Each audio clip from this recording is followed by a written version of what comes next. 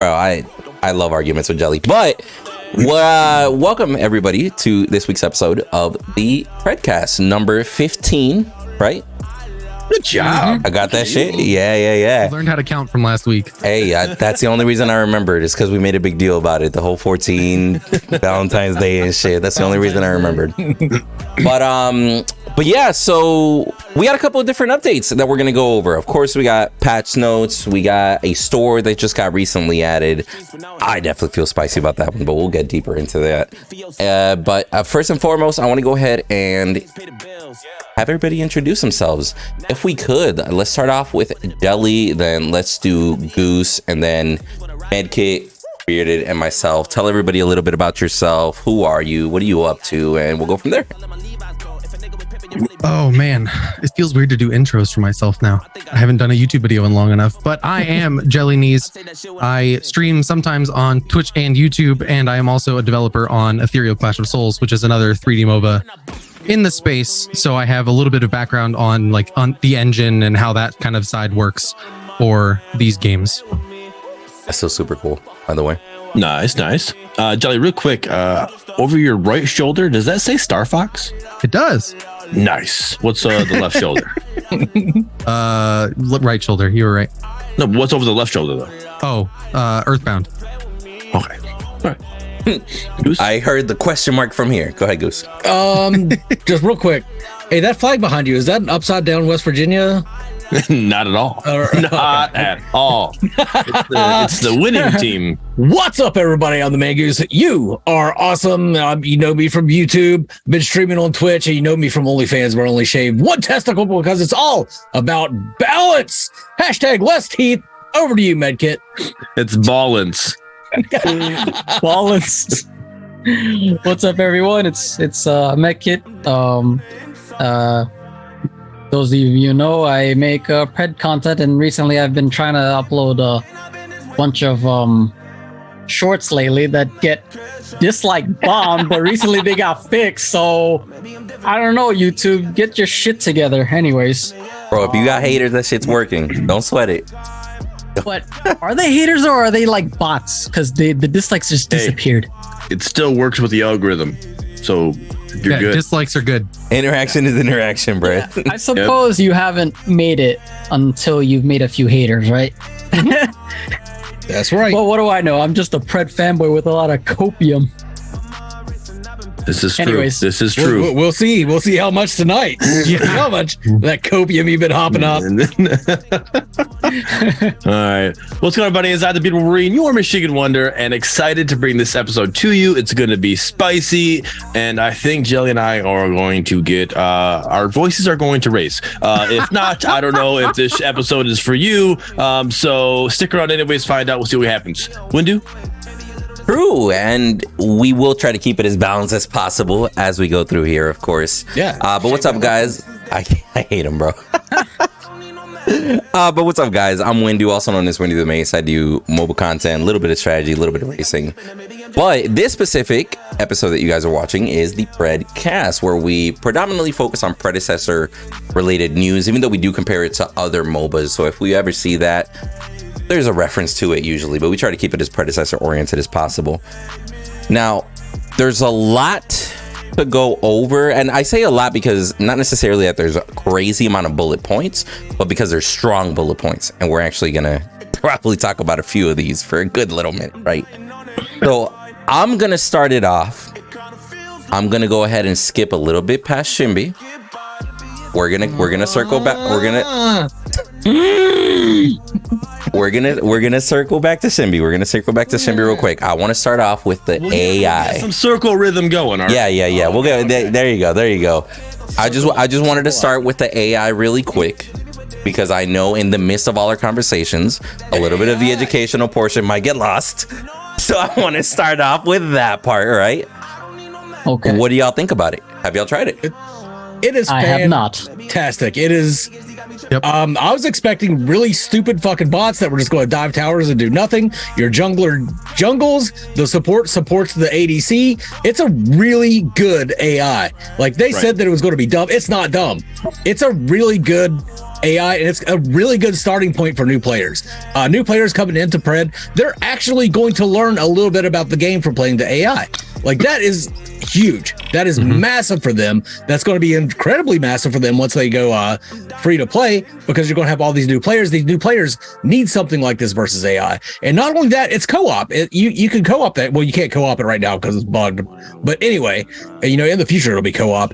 But it's just going to be an excellent tool for people to actually learn the game. If you want to just try out builds, if you want to just learn the distances on your abilities, the range, do some range finding. It's a really great tool. I'm very impressed with this AI. I did not think I was going to be, and certainly am. I think it's one of the better parts of this patch. Even talking to SHINBIE, I think the AI is probably the best thing that got added into this patch, if not Fangtooth. Yep. I'm right there with you. Now, I agree AI is great, but you said it's not dumb, right? And I'm not disagreeing with you, but it's not dumb for the new players, right? If you're an experienced Pred player, you're going to go in here and you're going to see the off-lane steal or whoever you go up against. They're shoving you when they shouldn't shove you or whatever. Yeah. They're doing things that they shouldn't be doing. But again, it even says when they came out with it that it's made like a work in progress. Players, it's a work in progress. It's a beta coming out. Like this is it's made for the new players, for something for them to go into and try to get an understanding of the game, a little bit better foothold of what they're supposed to be doing. And it is great in that situation. They weren't doing anything completely stupid. They weren't getting hung up on anything. I noticed that my Grux jungle was actually getting objectives. I literally off laned, and I literally did exactly what Viking Jedi hates doing. I literally just sat there off lane in the solo lane, and I was solo, and I felt okay being solo, and I was getting Fangtooth while I was doing it. I'm like, holy cow, like this, what's going on? This isn't supposed to happen. So that was a bonus that I noticed. Again, I'm rating this off of Fault, right? Because I know how Fault AI was and how they didn't work out that well. And another thing I noticed that I liked is it wasn't mirror matching. It literally was completely different teams. Like they grabbed a hero here. I had a Sparrow and a Drongo and a Decker versus a Muriel. And, everybody was different. There was no mirror match. It was great to see that they took time to put AI actually put that heroes. in. Yep, that's really good. I mean, the only really dumb thing that I found in the AI matches that I've done so far, and I've done 2, is they'll occasionally, instead of running into tower to be safe, they'll run into the jungle to get away from you, and then we'll just run back toward their T2 instead through the jungle, and it's just really easy to kill them that way instead. But that's only when you got them super low, and it was when you were blocking the path between them and their tower that they decided to go into the jungle instead of trying to get around you. So it's dumb, but it could be intentional at the same time. They were taking the path of least resistance in a sense. Yeah. Theoretically, yeah. Right. Okay. Yeah, it's not going to challenge experienced players. Hell no. No, but definitely a great teaching tool for new players. Also, actually, Demonde's here. He helped work on the AI. Nice. There we go. Nice. The support. Thank you, Demonde. I played one game as a carry, and my support Richter could kill minions before I could. He had that perfect timing. And basic attack them before I even smacking them, and I was like, okay, if I could just tell him to stop attacking, that'd be great. Isn't that a realistic AI? But hey, right? I literally just dealt with that last night. I'm sitting there going, I'm like, dude, what is my support doing? She's literally just killing. She had at the end of the match had 100 CS. My support Decker. 100 CS at the end of the match. Like, what are you doing? Like, this is not supposed to happen. There's an amount too that I almost wanted these AI over some of the teammates I've had over the last week. And I've been sitting there. I was like, you know what? This AI is dumb. Would not challenge an experienced player. Still better than 3 of these players that I played with in my last game. Like, yeah. So I'm happy with it. And again, I just know they're just going to get better with it as it go. The more data points they get with it, they're going to be able to improve upon it. And I'm very happy with it. Has anyone found out if Murdock insta snipes anybody across the map yet? I had a Drago and a Sparrow, so no. Interesting. I don't know. I haven't seen it yet either. Maybe they didn't put Murdock on purpose. Maybe they kept him off of They it. learned from fault. They learned. Yeah, because I'll tell you what, as we're chatting, and I'm showing it on the screen right now too, just basically, I picked SHINBIE and I'm just following this Feng Mao around the jungle just to see his pathing, just to check to see what he does. There's no Murdock on either team. Quit following me. Yeah, that's how that's how smart the AI is. He's like, what is this SHINBIE doing? He's like typing to his other AI. Yeah. This fucking SHINBIE's doing nothing but following me around the jungle. You just true splitting the experience is XP. we need the bots talking shit in the chat while you're playing through the game. I want to see the spam retreat from Feng Mao. Retreat.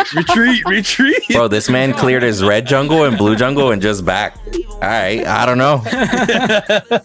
That man's smarter than some people I know. That's all I'm saying. Okay, spicy. Hey, you shouldn't talk about yourself like that, Windu, okay? Oh, I was talking about never mind.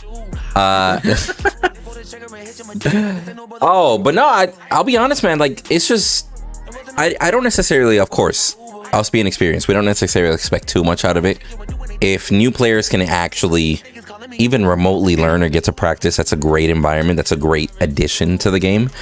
I think the non-matching teams is beautiful. That's a little attention to detail that I never thought would be put in there. I thought it would be an oversight. It'd be way easier to just code 5 bots and deal with it, right? But the fact that they went through and actually have enough I think is spicy. I think I'll give them props for that one. The other like huge positive I want to give this AI mode is that not just the jungler goes for Fangtooth. I saw the mid laner rotate and I saw the support rotate over for Fangtooth as well, which will incentivize players that are learning the game through co-op versus AI that, hey, that's an important objective that all the bots are going to. I should go there as well, and teaches them, gets them in that whenever they play PvP. Yeah, before they actually go into real games. And I think that is massive. That's really impressive. something that has surprised me as I've gone through this journey of tracking all these Paragon style games is that there is a large population of people out there. Of course, not as large as the PvPers. There's a fairly large population of people that enjoy just playing versus AI and co-op versus AI in old Paragon, and they've been looking for something. You kind of have it in Overprime, but you want to talk about dumb AI? That is some dumb fucking AI, and you're not really going to learn much from that. This AI, I think, is smart enough that a group of friends that don't want to sweat in the PvP can log on and have a lot of fun with this. Yeah, and learn something as well as they play, right? Mm-hmm. Yeah, well, they don't really need to learn anything because they're never going to play PvP, but they can at have least fun mechanically. with it. Yeah. The one thing that I also, correct me if I'm wrong, but the Paragon ones, didn't you have like a difficulty thing? You could like a easy. Yeah, I imagine that's going to come sooner or later. That's what I'm hoping for. It states specifically on the player versus AI tab in the game that this is a beginner difficulty, which implies that there's going to be further difficulties in the future. Which again, for new players learning the game, this being the beginner, I think is a decent challenge. If I've never played a MOBA before, this is a decent challenge going. Yeah, like it's not like brain dead. Exactly. It's not just super easy, right? If they add an intermediate and an advanced, where then you get into the deeper complexities of the game with harder and harder AI that are smarter, that I think you can have a really good onboarding experience in terms of direct gameplay for these new players before they go into a PvP match. Okay. Real quick, I'm just going to read what it says in the patch notes, for the AI. So for people who have had a chance to read it or not, so it says player versus AI. It says beta. It says the future is now. AI is here. Queue up solo or team up with friends to take on a brand new game mode. The difficulty level is geared towards beginner players, so it's a place to start when introducing your friends to the game or trying out new builds and heroes. Please keep in mind this game mode is currently a beta feature and is being continuously developed, so there may be bugs and issues. I'm completely pleased with how it came out and how it's working. I'm excited to see. Oh yeah, it's bugged in the way. Yeah. So they originally had it open to multiple teams could go in. But it was if you would queue up and it would match you with other people, which that would piss me off. I'd be like, I still can't get SHINBIE. I queued versus AI and I still can't pick SHINBIE. No, Or not even that. Like, imagine you go versus AI and the enemy team is real fucking people. It's like, hey, you fucked up, man, this AI is good. You know what? They're just taking players out of our last couple games, guys, and they're just calling them bots and putting them on the other team and calling it a day. Congratulations, you are now AI. Was that not fixed so in the hotfix? It was fixed in the hotfix. They just disabled. Oh, they group. disabled it. That's true. Yeah. Oh, I thought it said was fixed, not fixed. No, Fixed a matchmaking issue in the new AI mode where different parties would incorrectly be placed into the same match. Oh, I mean, it does say fix in 4.1. Yeah, but it's not. Their fix was to disable group matchmaking for AI. Oh, okay. Yeah, I'll be honest. Whenever I started up this little AI match that I got people watching in the corner here, I didn't see any option to be able to join with people or whatnot. It was just a single click, and I'm solo. Gotcha. Okay. Yeah. So when they fix that, that'll be great. What did I want to say with that? I blanked it now. I'm go ahead. Sorry, guy. That happens with age. I did have something. Man, you had something really important to say, didn't you? No, not at all. That's why I have you four on here. But yeah, I'm okay if we just move on past the AI now. Like, I just wanted to have that its own little segment before. Like, you imagine screaming. Let's talk about AI. Back to screaming. like that'll be a little weird. But yeah, just big kudos to them. Definitely a good. That's set. what I want to say. Playing AI, I noticed. I played SHINBIE. That's only one match I played. So Jelly, you said you played a different hero. Is it just SHINBIE, or did they change their little icons of how to get to lane? That little arrow thing. No, they changed it. That's in PvP also. All right. I noticed. Like, wait a minute, this is different looking. I like it. It looks. I think it looks crisper and nicer. It's animated. Bug fixes in the patch. I like the flowy on the patch. Yeah, it's in the patch. I like the flowy better myself. Oh, see, I like this one. This looks good too. This is more modern looking, so I think it fits a wider audience. I think that's what it is. Like it illuminates. It doesn't clip through very the map Disney anywhere, walks through here sort of line. You know what I mean?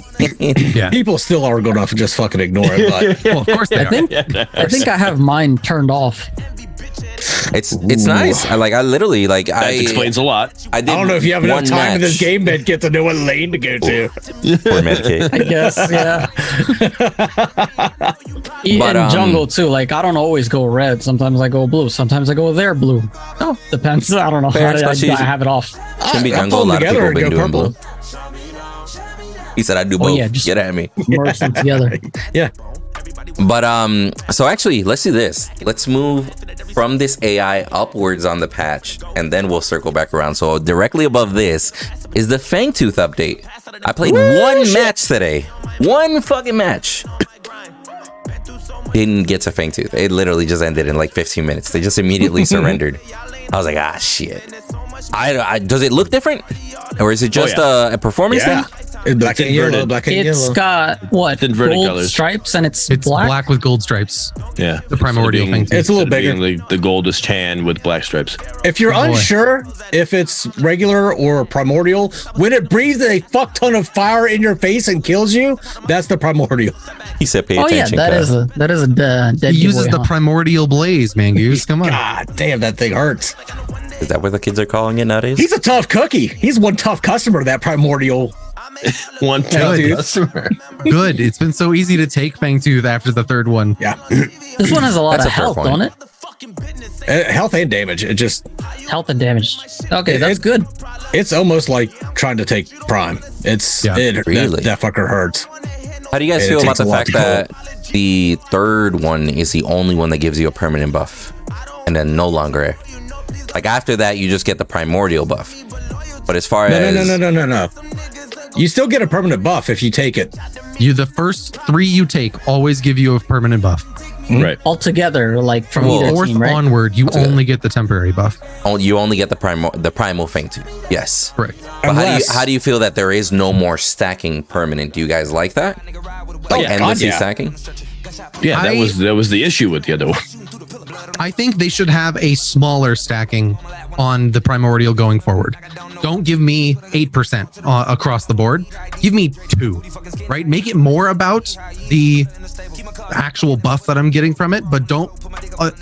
It almost feels like I'm getting less, right? Like if I'm taking the primordial Fangtooth, I'm just getting a temporary buff. I'm not getting the permanence. Whereas if my team has all 3 and the enemy team takes 1, they're getting a permanent and the primordial blaze, right? Like, so it's a little weird. I don't hate the way that they've done it, but I wish it was, you still got some kind of stacking mechanic, but make it pretty small that you would have to get a lot more for that stack to feel the same. Yeah, I could see that only with the fact that you said like it's not worth it to fight for the first 3. In that sense, because you're going to get those if you get the next one anyways, in a sense. It's worth, you don't get all 3 at the same time. It's still stacks individually, is my understanding. Right. Yes. Yeah. But so really, I would say it's not necessarily worth fighting the first 2. It's worth fighting the third, because the first 2 give the buff duration and the movement speed to the enemy team. If you let those go, the third would give them the damage. Whereas if your team gets the third one, now it's primordial and neither team has the damage buff yet. Yeah. Right. So then from the third onward, if you haven't gotten the first 2, it's important to fight for it. So that's not my understanding of how it works, though. What do you mean? I could be wrong. What is your understanding? How do you think it works? So if that makes sense to me, Jelly. If you're the losing team and you haven't taken up 1 Fangtooth, when you take the primordial, you get that first buff. Right. Correct. And primordial. And primordial. Yes. And then the next one. Yeah. Right. Okay. Okay, so we are on the same page. Yes, we're on the same page. Yes. What I'm saying is the third Fangtooth is the one that gives the damage increase. You don't want to give them that. You want to hold them from basically let them. You're not gonna. There's no reason to die. What I'm understanding you were saying, Jelly, is there's no reason to die fighting for the first 2. Yep, right? 100%. Stop them from getting that third one because you don't want them to get that damage buff, right? So you're going to get the 50% river buff. Your team, your team's getting the duration increase and primal. I think that's the fourth one. And then when you get then you fight for the 4th one, you're going to get the out of combat and the primal. And then when you get the 5th one, you're getting the primal and the damage increase. The damage games increase. Don't go that long though. I agree with you. But the thing that I've noticed in Predecessor is that first Fangtooth, the first or second, depending on how many team members are rotating from the enemy team, you can take a tower. If your wave's in the right place, you can easily take a tower with them going for that first or second Fangtooth. If I just say, team, like, let's not worry about the first 2. Let's worry about getting that map pressure instead. Get those T1s down in maybe mid or off lane. And then on the third one, now we have more pressure on the map against the enemy team to then go to Fangtooth, get the third one, stop them from getting the damage increase, and then use that momentum going forward. Yeah. It definitely makes a tactical decision for your team. So let's say in that scenario, how it works in a competitive environment. Oh yeah, absolutely. I was gonna say, has anybody grabbed it and like, did it make that much of a difference once you grab it? Like, was it impactful? Yes. Oh, Primordial Blaze? Absolutely. Yeah. And you get fire on your character model, which is cool. Really? Oh yeah. I want to see that shit. So that was that little fire effect was in that SHINBIE video as well when Grux was also in the frame. So I was working on a video to kind of dissect and analyze that SHINBIE video, but then at the 26 second mark, the abilities were right there. So I was like, well, there's no point in trying to do what I did with Countess. Yeah. But towards the end, like the last I guess action that happened, SHINBIE was in the same sort of camera with Grux, and they both had this fire effect, and I was like, wait, that is something different. That's not coming from the items, but Grux also has it. Something changed, and my first guess was Fangtooth. I didn't know exactly where that fire was coming from, but that was like the only guess I had was like something happened. Something gave SHINBIE and Grux, who don't build the same items, right? Like initially I thought, oh, Megacosm, if you build Megacosm, you get this fire effect around you. No, turns out Grux had it, and Grux doesn't build fucking Megacosm. I don't know why not. I just realized it scales on time. Mm-hmm. Up to a cap, yeah. Which so equals it's like, hey man, money. if you're okay, but so if the match is lasting too long, it'll actually be a stronger buff to be like, yo, finish this fucking game, bro. I think that's interesting. That's something That's something I like about League, right? If you get to a certain point in a League game where you've got the Elder Dragon and the Baron Nashor on the map at the same time, right? Either objective can turn into a game-ending objective, right? And so now this primordial Fangtooth offers the same thing of that, depending on where you're at in the game and what benefits your team better, then this can be the thing that you need to end the game. I'm so salty. These AI just ended the game. Trash. Windu lost to AI. Bro, no. My team just won, bro. I've been running around in here just aimlessly talking to you guys, holding the W key. I look up, my duo and Feng Mao shoved left lane and fucking took the core. I was like, okay, all right. AI might be a little too totally smart. believe that the bots won 4v5. That's how smart the AI is. They know that you can win without Windu playing at all. True. Confirmed. Any team can win without Windu. Yeah, no, the AI is just fucking really good. Really good. A says that you Ace, can party in AI. too. You just need to party and then search. Yeah. So it has You been need to be in a party and search. So that was fixed in the 4.1. Thanks, Ace. Appreciate it. Got you. So it's like what we know as solo versus AI versus player versus AI, because player versus AI searches for other players to find you. Solo versus AI just brings your party regardless how many are in it. If it's just one or if there's multiple. Okay, I get it. Right on. Now, moving upward on this little list here. Let's moving on up. Let's start this this very healthy debate that we're gonna have here. I'm actually gonna let's let Medkit give his opinion first on this on the store. What do you think, Medkit? Oh shit, Medkit, what do you know about the store? I haven't even looked at it yet. Like I said, I just got home. Pull it up while we talk. But okay. Then in the meantime, Jelly, go ahead. Give us your opening statement.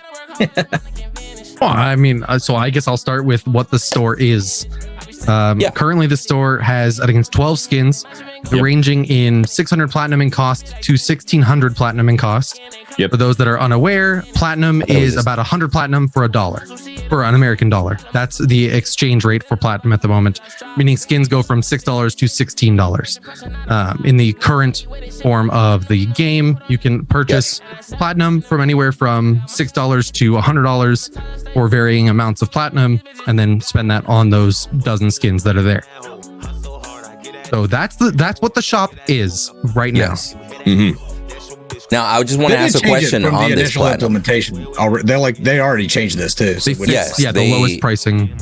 Yes. So they did make an official hotfix change in this 4.1, basically to where the lowest tier of currency that you can buy will at least get you the lowest tier skin. So that way it's not there for no reason. Like you have to buy the next tier or something. It is. So that was good. Like I saw the comment that they put on the patch notes stating somewhere along the lines of that was the goal. It just somehow slipped through the cracks, right? So, to each his own. I personally would have just double checked that shit before it went live. But all right. Correct me if I'm wrong. Whenever you're looking at this platinum here, so if I'm looking at, let's say the $100 version, which gives you 100 platinum, am I to assume that it's 10,000 platinum plus 2,200? Glad you brought this up because I was just wondering the same thing. Or does that mean it's because the 10,000 is including the 2,200 that it's because in that case it's not a bonus if it's including. Yeah. So I think this is displayed weird. I think they're just trying to say the cost benefit analysis of it is you're getting 2,200 extra. A says Ace just said it's 12,200. Okay, so I honestly would like to see, just as a little feedback, on this number here, 12,200 for $99. So my brain can immediately be like, oh, that's a large amount, $99. And then the description says, this is the bonus that you get. That makes sense. That's why it's not dollar per dollar. Or you should put the plus 2,200 bonus underneath the amount you're getting. Right? Because then right now, the plus 2,200 bonus is sitting arbitrarily up in the air. Yeah, because if you do math, it's like plus 2,200 equals, wait a minute. Yeah, right. That's where I think this is confusing. If you did 10,000 and then underneath put that blue box with plus 2,200 bonus, that's also clear as well, right? Just the floating plus 2,200 makes me think I have to count the platinum coins in the image, and then it's going to give plus 2,200 of that. No, but it's just framed strangely. Oh, you know what? Stunt brings up a good point here. So the tiers, they changed the value.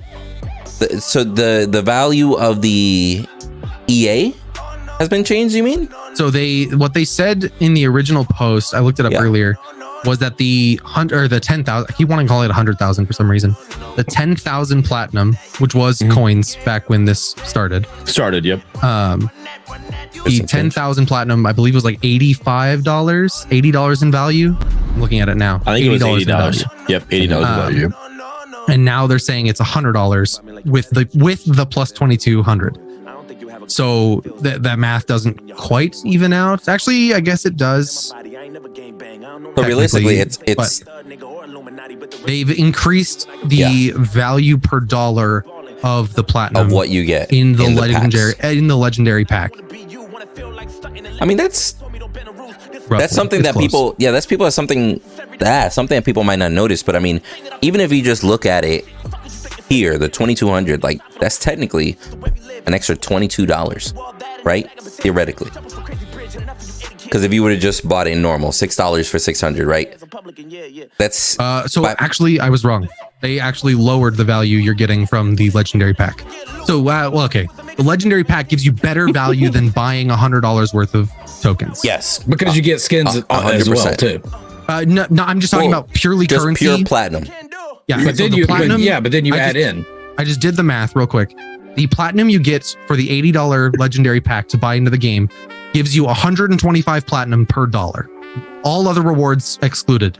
That is just purely dollar per platinum is 125. The $100 pack in the game is 122 platinum per dollar. So it is slightly less value, but you're also getting other things with the legendary pack. So the legendary pack is further increasing its value in purchase. Yeah, I mean, I'll be honest, I'm not necessarily mad at the whole legendary pack value, at least looking at it. The skin value and all that, we're about to get into that here in a second for sure. Because I definitely have a strong opinion on that one. But as far as the store, I mean, I'll be honest, I like the layout of the store. Just simplistic. I disagree with you entirely there. So, how so? Tell me what tier skin is. No, there's absolutely no tiers listed in here. You just make the assumption based off price. They're priced randomly too. Yeah, it's like, why is this one 1,600? This one's 1,300. It's like, what the fuck? It seems almost random. Like any animation changes, 12 random skins, and then said, you know what, this one's 600, that one's 1,600. Like in terms of like value proposition, the difference between 600 and 1,600 is not there. Are these just tier 2, tier 3s? Like, are there any animation changes that we've seen so far? Not that I'm aware of. These are just either reskins or recolors. Mesh changes. Huh. So I mean, I'll make one distinction in there: the fact that some of the character models are a little bit different. They're skins that we've seen in the past, but some of the character models are a little bit different. I understand those being higher than just a recolor, for example, like the Muriel skin base price makes sense. The Biofreak Murdock a little bit higher makes sense, right? I want to clarify real quick, trying to understand what you're talking about here. In terms of like the prices being different makes sense, or the price points they're at makes sense? No, prices being different. The price points they're at, like the fact that, like, here's my thing. I like knowing, and this is just a personal gripe as far as knowing that what are epic assets and what are not, right? From that perspective, I'm irked. If I didn't know what's an epic asset and what's not, like I've seen other content creators react to it, like, oh my god, I fucking love this Moon Viper Khaimeria. This shit looks dope. They had no idea that blue Khaimeria existed before, right? From that point of view, for 600, that's a steal for that individual, by all means. For that individual, yes. For that individual, for individuals that are prior Paragon people, for individuals that are experiencing the Paragon post world, right? I feel a little weird that Biofreak Murdock is 1,300, Scavenger Drongo is 800, and then Royal Gideon is 1,600. To me, these should all be priced equally because they change the character's appearance slightly, but not entirely. They don't change any animation. They just a certain tier, right? Like they're the next tier, not a reshade, right? And that's where I was talking about in terms of like skin to skin, the change versus the price is not consistent. What? I like skin to skin. Yeah, I'm sure you do. But the change in terms of what the model is changing is not consistent. Like you said, the Drongo skin being 800 versus the Gideon skin being 1,600. I would think the Drongo both of is those more. skins have pretty fundamental changes to the model, but one is half the price. Like there's no immediate justification looking at the two skins side by side that I go, yes, that one makes sense to be double in price. It's like somebody imposed their subjective opinion on which skin is worth more. Yes. Yeah, That's what it feels like. it really does. It really does.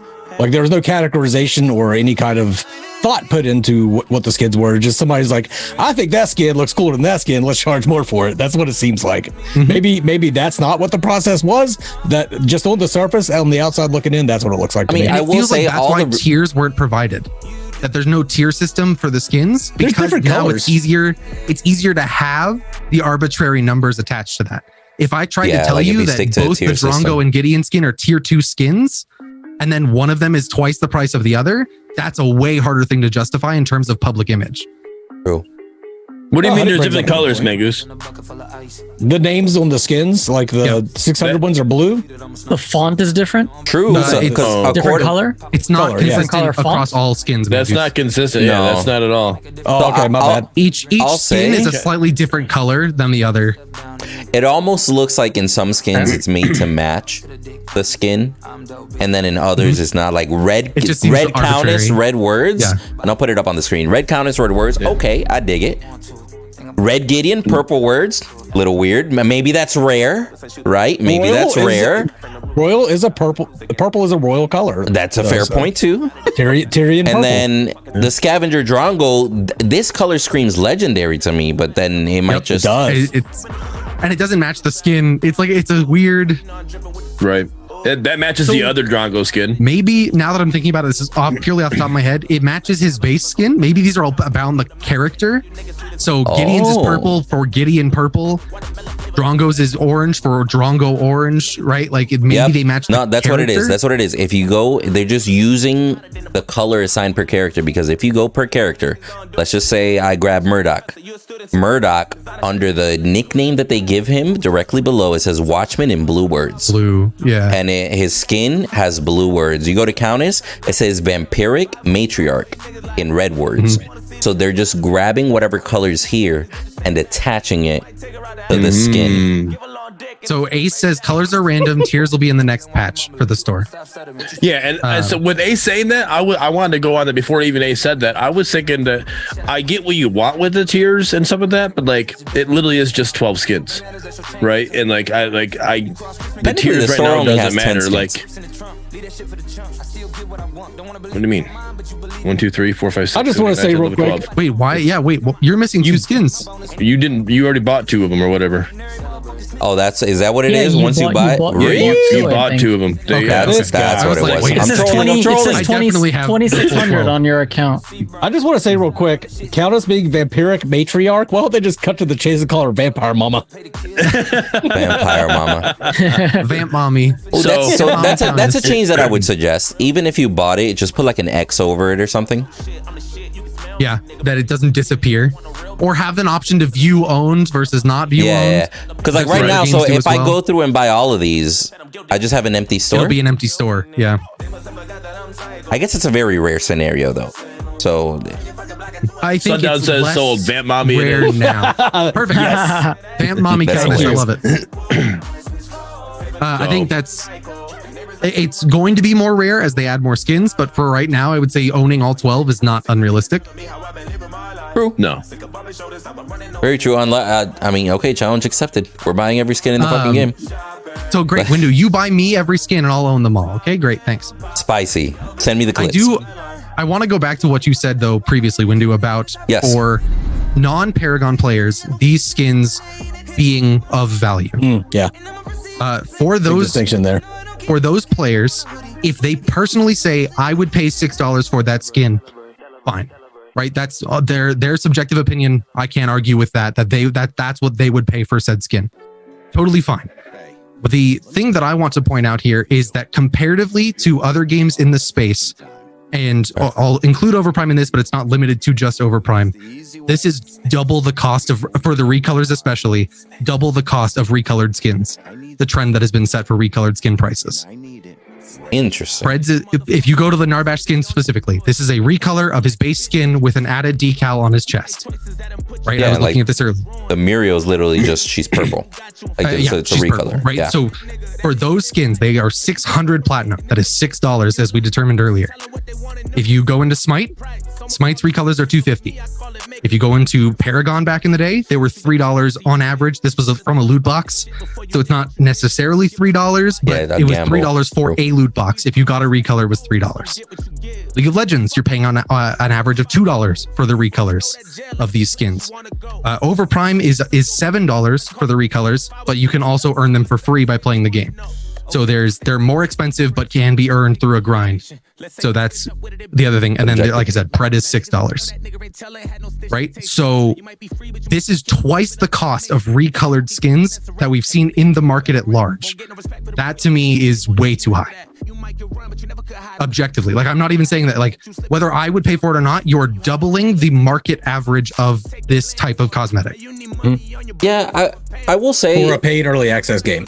Yes, and for an asset you didn't make as well. Yeah, I will say if it were, I have to agree with you, because if I'll use the Revenant skin for example, right? This is a combo of a Revenant skin that I don't necessarily remember personally. The color combo is what I'm saying, right? Even though it's just a recolor, I chose it because I liked it. This is new to me. This justified the purchase, right? Because it's new. Again, somebody that knows a lot of these skins prior to and etc. I look at, for example, the Narbash. Yeah, I know that blue and purple Narbash for a good while, right? That's, to me, that's not worth the $6. So, and I know it's a lot simpler to just grab that skin and just kind of transfer it over into the game, right? As far as simplicity goes, I would have loved, I would have preferred, even if these were epic assets, all the epic assets that they threw in here, if they would have at least been new color combos, new variations. You get where I'm coming from? Like, I wouldn't be as mad if it were epic assets that got thrown into the store, if they added a little spice to it. Like, if they gave me just like, I don't know, like I'll use the steel skin, for example, actually. So the steel skin that they provided, I'll put it up here. The diesel skin. I love that diesel skin. Yeah, good skin. Right? Very nice skin, very nice contrast, etc. If they decided to give me this skin and they just went in there, changed the color shader or changed the texture, right? And they decided to give me the exact same skin tone, but now his armor is just, I don't know, let's just say murdered black, right? So it's like a red steel murdered black armor. Okay, that's a little bit of change. That's a little bit of variation that I'm not used to. I can justify spending more at that point, right? But whenever I still don't think it's justified, but I agree with you. Yeah, it's your opinion. It's your opinion. I agree with you that there is more justification. I wouldn't go as far as to say it's enough to justify $6. Fair point. But justify a double increase over other games in the market. Right? Some of these skins are the same skins that were in Paragon, but actually cost more than they did in Paragon, which I think another is just, point as well. That is just wild to me. But this is the same community that said, I will pay anything to have this game come back. When Paragon died, they were like, I will pay anything to have this game come back. Please give this game to me now. So here's this game, here's this, and they're they're paying more. There's people getting platinum right now for this rate for these skins right now. Just because I can sell water for $6 at a festival doesn't mean I should sell water for $6 at a festival. That's your choice. I don't like again. If people are gonna buy it, people are buying it. Like I don't. Why are you saying? And it's my choice to look at that person and say it's morally wrong. Why are you justifying the company's behavior? I don't care if other people are willing to pay that money. That's not the problem. The problem becomes what the company is willing to do and our response to it. Your response to it is for if you don't buy it, you don't buy it. Guess what? If nobody's buying the skins, they're going to bring the prices down. But then you're punishing the people that bought them at full price. Yeah, I mean, what do you want? Do you want? I want them to have better pricing on these skins. That's what I want. Absolutely. I'm gonna tell you right now. The Murdock skin is $13 in Predecessor. That skin was being sold for $10 in Paragon. Predecessor did not make the asset. They downloaded the asset and imported it into their skin system that they had to make. How does that justify a price increase from the people that actually created the skin? Okay, well, again, we had this conversation earlier. That price was when 2000 whatever price cost. Everything's costs went up nowadays. Skin inflation. So there we go. Yeah, we got inflation. Like shit's cost more. Here we go. I'm just joking. Absolutely. No, that's what I said. That's literally what I said. If you want to compare things to nowadays, that you want to say that we're taking the current market as it stands as the value that we should be holding things to, great. That's totally fine. Why does early access not get that same standard? Why are you telling us that we should go back to the early access standard of what it used to mean, not what it means in the current market? You can't have it both ways. You can't be saying that I want us to hold to what early access used to mean, not what it means to the market at large. But now we have to hold to what the market at large believes pricing is compared to what it used to be. I have to intersect here really quick. But okay, I have to intersect here really quick. I want Bearded to answer that. Don't I completely disagree. It wasn't a question, so there's no answer. It was. To that. Why is it that we have to hold to a you just said I can't do something. You didn't tell me it wasn't a monetization? question. You said I can't do this. That's what you said. It wasn't a question. But anyways, off of that the standard. That's what you guys community. That's a perception. That's not a reality. You guys are making the perception of that this is what early access is when that's not what it needs to be. You guys are making that perception. And you're trying to turn the perception into reality. That's not what cost of inflation actually is. Inflation is an actual reality that actually happens. So then that's why the cost goes up. Perception of early access is completely different. You're saying the reality of early access is not changed? That's just blatantly wrong. Hold on, I'm going to interject. No, I'm going to interject. That's your perception. That's what people's perception is. Time out. I'm going to interject real quick. Inflation is set across the board, and it is based off of the market, based off of supply and demand. Literally what it comes down to. And how much you had to pay to make the product. And if the market has a set industry standard, it is justified to go above if you spend more, if you give a premium product, right?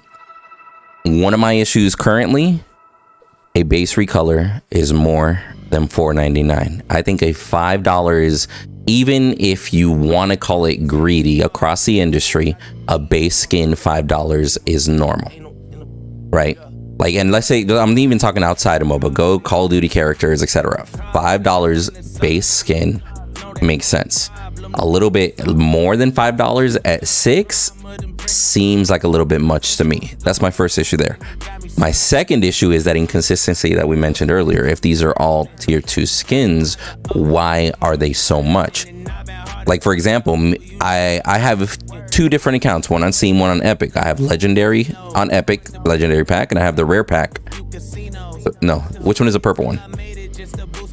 Whichever one the fucking purple one was, the medium one, the middle tier pack. On Steam. Legendary? No, Epic. Or never mind. I think it's Epic. I think it's Epic. But my point being, in the Epic one, I got 4,000, right? That's $40 worth. I got 4,000 coins. When I looked at these prices, as somebody that decided to spend $40, and I looked at this prices on the skins, I'm like, $16 for Royal Gideon? I love Biofreak. Biofreak Murdock is my absolute favorite skin that Epic ever made. And I was like, $13? I was like, damn, bro, I'm still trying to save money for other ones. I was like, I never thought I'd be making economic choices in Predecessor. Like, I was like, all right, let me go for these other ones here. So for y'all's little beef argument, when it comes down to it, the argument of inflation cannot be justified based on, I'll say, perceived work done, right? Because we don't know how much work it was done in the back end. Jelly might have a little bit of insight. It doesn't justify the perceived work that has been done to increase prices like that, and then it doesn't get justified by the market. So the overall argument of inflation affecting the skins doesn't necessarily fully carry the weight in that argument, Bearded. Now, honestly, again, if it comes down to the fact that a non-Paragon player sees the value in the skins and sees the worth of it, that's a totally different story. And I think that's who this is targeted for. But I do think that the base tier should not be $6. Base tier for a recolor specifically, that shit should be like $4 max or something. Max, absolutely. And this is something we've talked about before. I know we've talked about it here on Predcast. We've talked about it on the Vault Partner panel back when that existed. We've talked about it on FTM. Is yes, we are small fish in this greater pond. Well, of what they're shooting for, rather, right? If they're shooting to have 1 million players concurrent in the future, right? The current player base of 2,000 average daily on Steam means nothing to that player base, right? And if the 2,000 of us are the only ones that remember Paragon assets, fine. Then the other 999,000 or 997,000 players that are out there at the end of it all, that won't matter to them. But you can't slap the players you have in the face in the meantime. That's something that we've learned from all of these games. You cannot, just because you're shooting bigger and at the end of the day it won't matter, does not mean you can just slap the players you have now in the face and expect them to take it. I didn't get slapped in the face, so I don't know. I guess if you guys got slapped in the face, you should have dodged.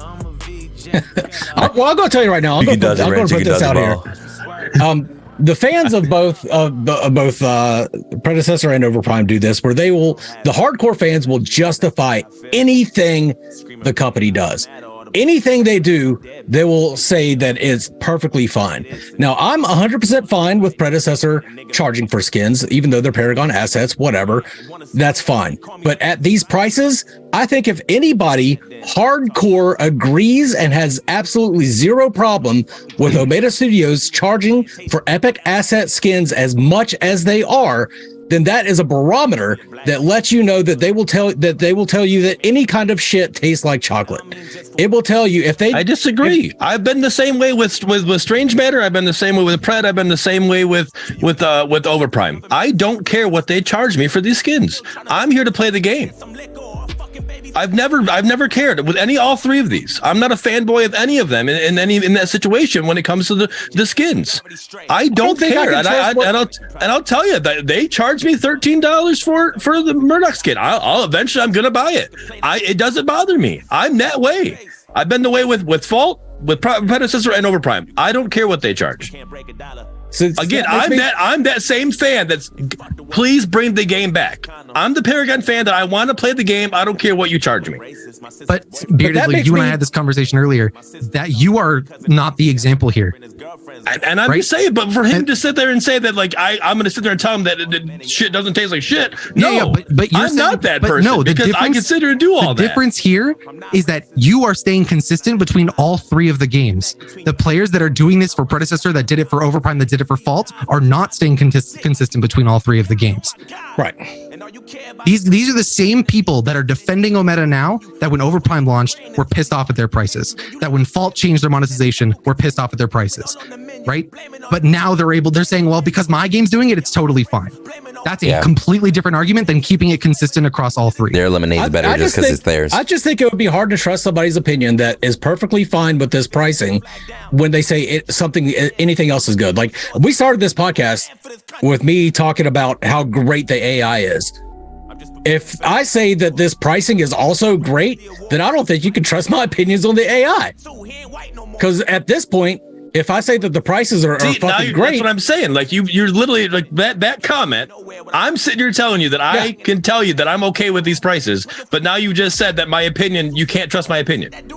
a little less. I can trust your opinion a little less now if you're okay with them charging more But I've than been Epic this way Games. with all three of these games. I don't, like I said. Okay, you're mixing me and Jelly together. I'm not. You're taking what Jelly said and applying it to me. No, because Jelly jumped in as soon as I jumped in. I'm like, no, because I disagree with that. Yeah, and I love you to death, man. But I'm telling you right now that I trust your opinion on Predecessor a little bit less now because you are perfectly fine with the pricing of these skins. If I'll remove And even good the popcorn. Predecessor aspect of it from this argument, right? If I'm watching movie reviews, I've got a reviewer that I always go to with my movie reviews, right? And he says, you know what? I really loved the most recent Avengers movie. I really loved the Justice League movie. And then he comes out and he tries to tell me that Green Lantern 80 was for the Brady shit. is the best movie he's ever seen, cinematic masterpiece. And I go and watch that movie and I hate that movie. I'm going to trust his opinion a little less. Even if I agreed with him on everything else, I'm going to trust that reviewer's opinion a little less because he told me a movie that I hated was amazing.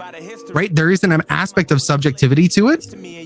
But someone that constantly is agreeing, IGN is another example. IGN, in notoriously the last couple of years, has always rated pretty much every single game at a certain level or above. I'm People with Joey in the trust chat. IGN less when bad games come out, and IGN said, you know what? That's an 8 out of 10 game. Cyberpunk is a prime example of this. Right? That people trusted their opinion less because they tried to feed me something that was incorrect or feed me something that I disagreed with. So here's the thing, like we could sit here and argue about opinions all day, and I'm 100% with Joey in the chat. It's all just opinions at the end of the day. Trying to say somebody else's opinion is less valid than another is just straight up silly, right? Like it's all going to be subjective.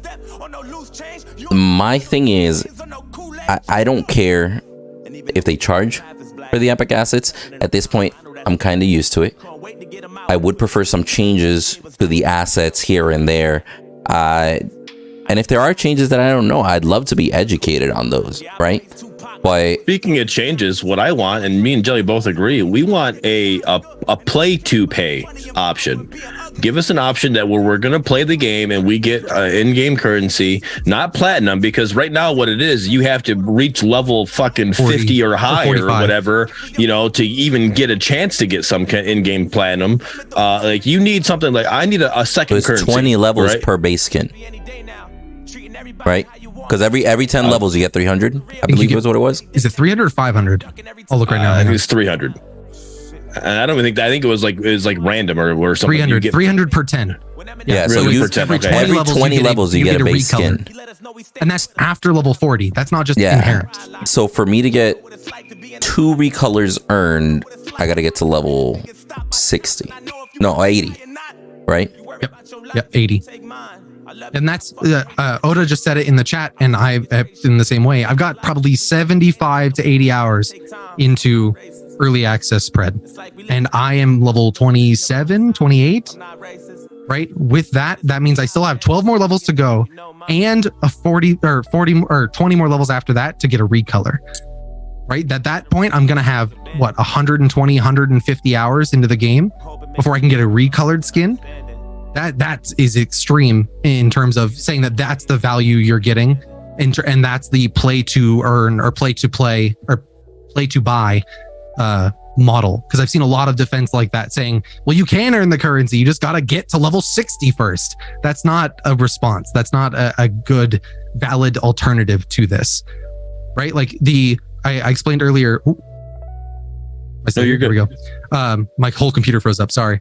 I explained earlier the pricing specifically for Overprime comparatively to Predecessor. Overprime's recolored skins are $7, or you can get 2,000 currency of the in-game currency, the Renar, to buy those recolors. That's about a week's worth of playtime if you're playing to do the dailies and playing 3 to 4 games every single day, right? So that's a week's worth of playtime, whereas I've got, I guess, not quite, almost a full-time week's worth of playtime into Predecessor, and I don't even have enough to get or I haven't earned through their system enough for a recolor. Right? That's part of the thing. The $7, I am way more okay with the $7 pricing for a recolor because I can go out and earn it myself. I can make the choice as a consumer to say, I could pay $7 for the convenience, or I can spend the extra time to go out and earn it a different way. Right? So if Predecessor, please, for the love of God, don't do this, but if they change their recolors to $10 and then gave me a way that I could grind currency to get that recolor instead, more okay that with is it. a softer blow for me to take than $6 flat. And that's my personal opinion. I know that won't stick for everybody, but that to me is an easier pill to swallow than telling me I just have to pay $6 for a recolored skin. Correct me if I'm wrong.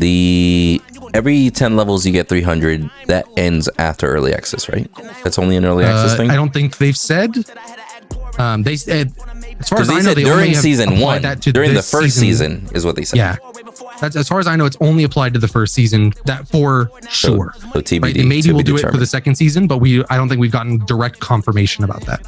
Yeah, well, that's for the season one. We don't know about the second season. My dude is grubbing, bro. I don't think anybody understood that. We only know for season one. We don't know yet for the second season. Yeah, thank you, Jelly. No problem. Well. Oh, you guys are awesome. I love all of you, bro. Hey, man, I'm with you. I need a snack. But yeah, and I don't agree. Like, just flat out, again, my stance. I don't agree on the specific price points. I don't agree at the differences of the price points. That's the bigger part that I don't agree with, because that part is subjective, as we said. At least all the base skins are at 600, so at least it establishes a baseline, right? They said there'll be cheaper skins in the future. Did they? Okay, interesting. Yep, in the hotfix. Okay, interesting. So it further though goes past that point of like what is the consistency level, right? What makes a 500 skin versus a 600 skin versus a 1300 skin versus a 1600 skin, right? There's no defined anythings of what those prices mean. For lack of a better way to put it, there's nothing to hold them to. There's nothing that says like recolored skins will be 500 platinum. So when they come out with a recolor that's 600, I can say, you said 500, right? Yeah. There's no, which is good and bad. From a company perspective, I understand not wanting to put yourself on rails, but from a consumer perspective, that clarity is super important. So you have to find a middle ground. Yeah, I mean, you make a great point. Just for anybody in the chat that wasn't here earlier, the devs did confirm that tiers for skins are coming in future patches. They already did establish that. But you bring up a great point, Jelly, because essentially what they're doing is just kind of like gauging the audience with these random sporadic prices, right? Because they might see the Drongo skin for 800 and say that's value just because they see the Royal Gideon at 1600, right? When theoretically they might be the same exact tier, like tier 2 quality, so to speak, right? Exactly. It's just, like I said, there's nothing to hold them to one way or the other, right? If tier 2s equal complete mesh redesign and they try to give me a recolor in tier 2, that's not accurate, right? That's them trying to upcharge me for a lesser tiered skin. Right? There's nothing like that the community has to understand better what these prices mean. What I'll say, and this is just a little something towards the meta, there's a reason why whenever you see any restaurant business, they got a small cup, a medium cup, and a large cup. The medium cup establishes the value. The closer that medium cup is to the large cup, the better the large cup turns into value. The closer that medium cup gets to the smaller cup, the more reason you want to buy that medium cup.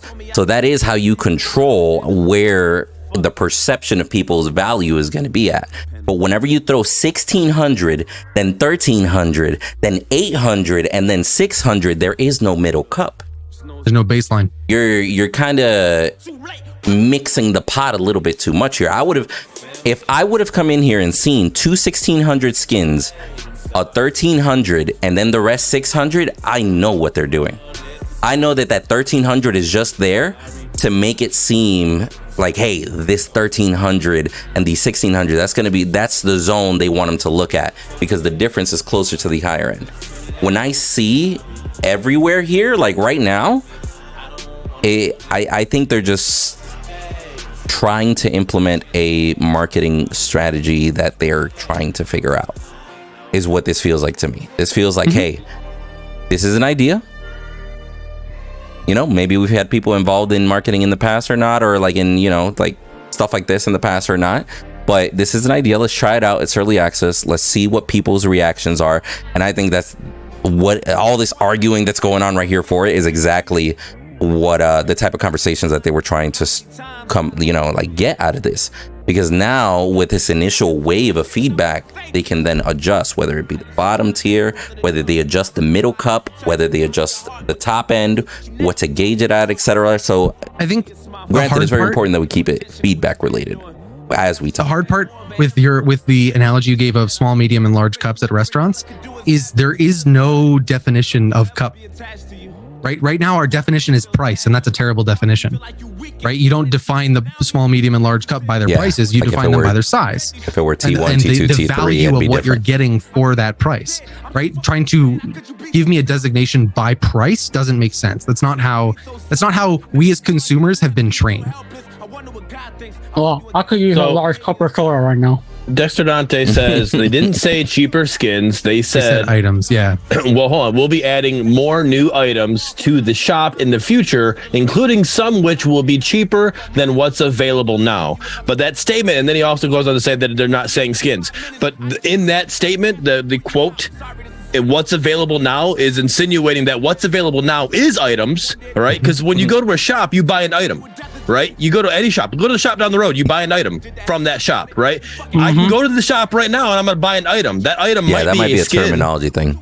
Yeah, I agree I there. still think skins. I think skins is items as well. So if you sit there and infer that they're not going to be making cheaper skins just because they said items, I think is a false statement for there. We don't know. There could be other items that they're going to be adding, like ward skins and stuff like that, which would be another skin. But it's going to be skins that will be cheaper, from the way I understand because we only have skins now as an item. Yeah. Because we only have skins now. The only justification for an item we have is skins. So saying there will be cheaper ones in the future is an inference to it being a cheaper skin in the future. That's the way I understood it as well. Yes. Yeah. That's an assumption that can be made for sure. So Mandathorian, dope name by the way, brings up a great point. That is a dope name. It brings up a great point.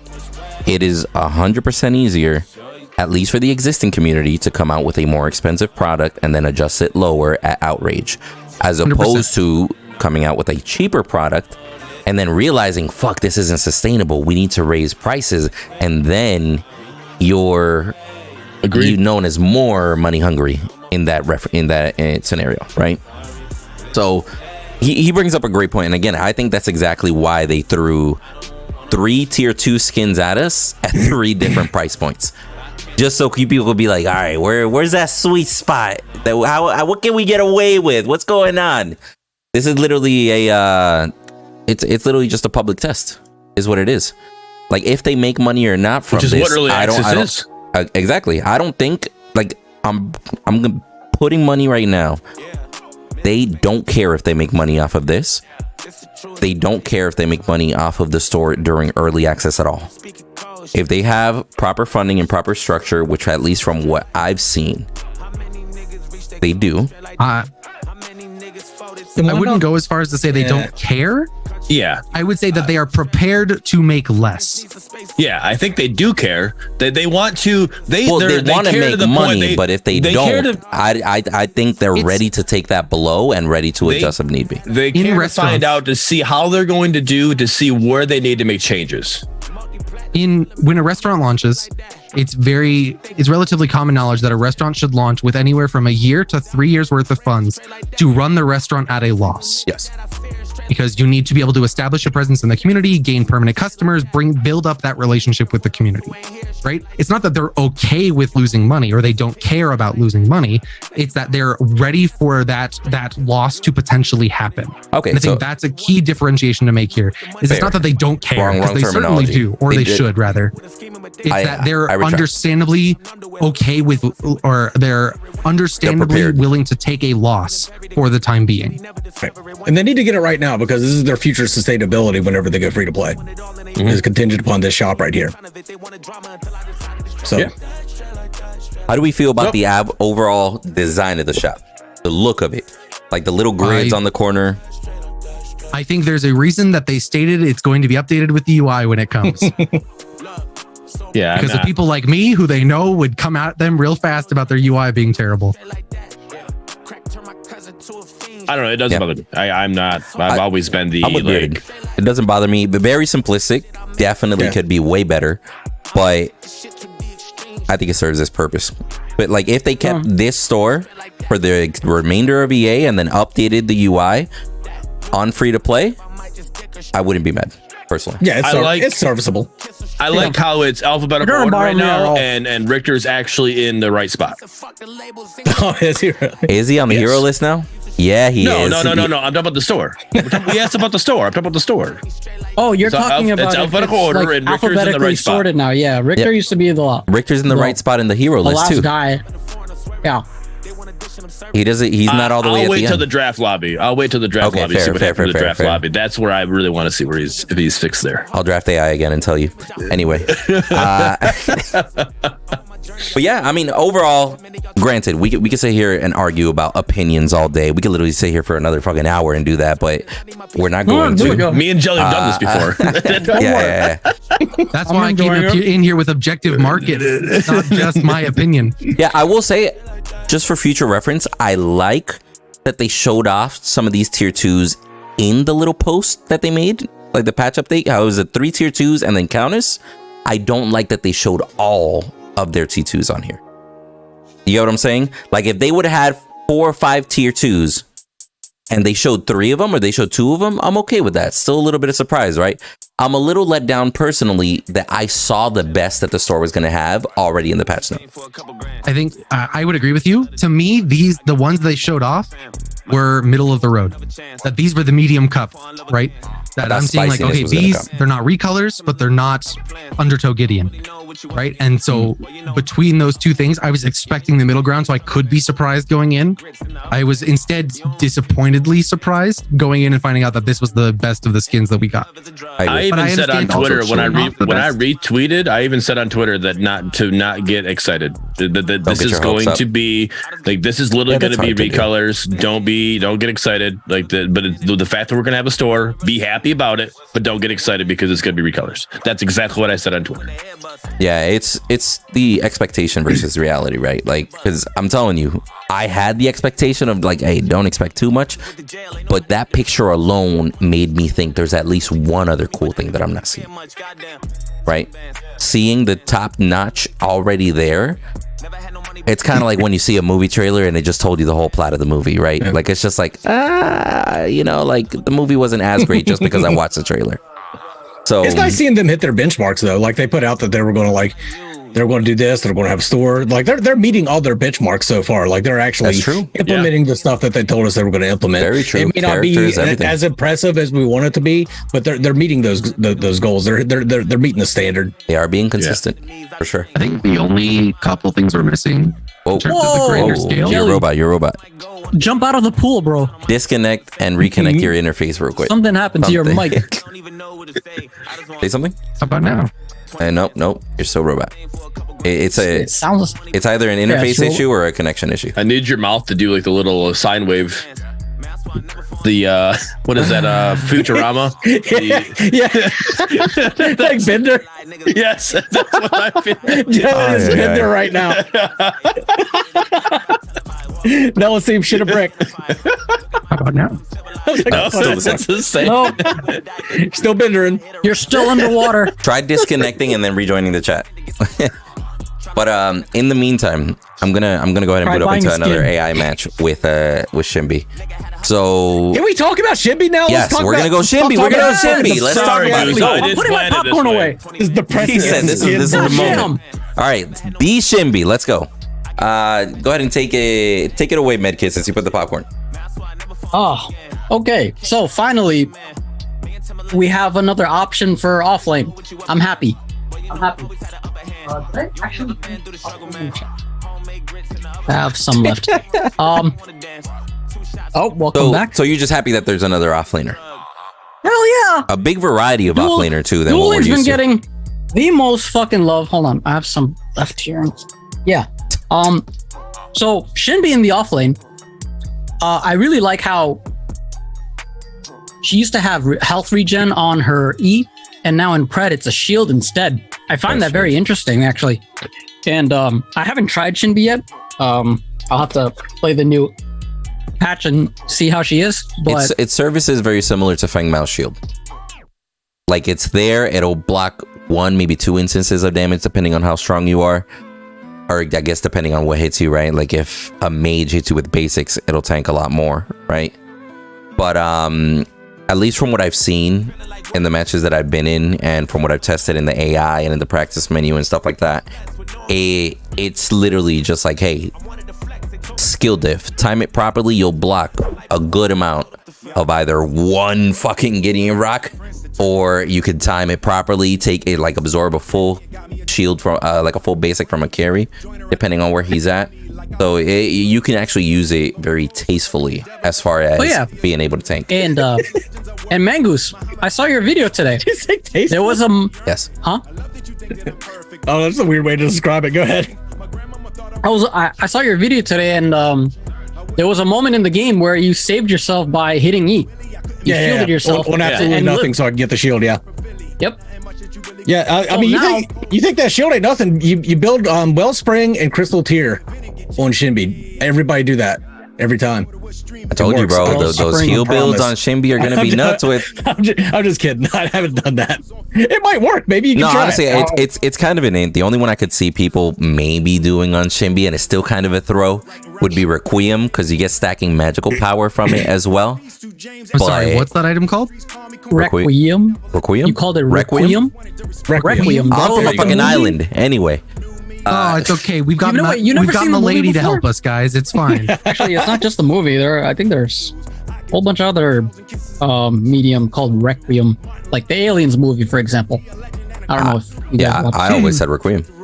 Anyway, Well, you always said it wrong. apparently. Hey, man. Now, if you're struggling against Grux and you're in the offlane, pick SHINBIE. She's a good way to exploit Grux's weakness, which are, drum roll please, there's 2, right? His Range. lack of range, yep, and his long cooldowns. That's true, bro. Yeah, that Q comes back pretty fucking quick, and it slaps. Not only that, but also the wind up on his abilities, because once he could start winding up his smash and grab, and you can just dash through him. And he's just not going to hit you. So no, yeah, she fucking feels great. Her animations are smooth as hell. She's pretty well balanced. She might be a little bit strong right now, I think.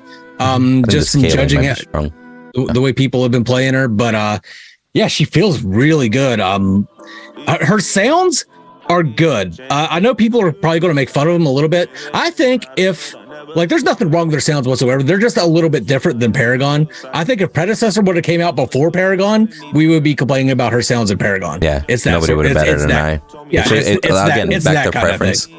Yeah, it's not as bad as I thought it was going to be when I watched the little highlight film they made for it. Ooh. You know, playing the game, it's not as constant and as annoying. It's subtle and it's better. Like it's definitely not as bad as I still watched that whole highlight film. It's just nonstop that noise. I'm like, dude, yeah, it's because we heard it 30 times in the clip, bro. It was different. This is it's like a bell going off in the background the whole time.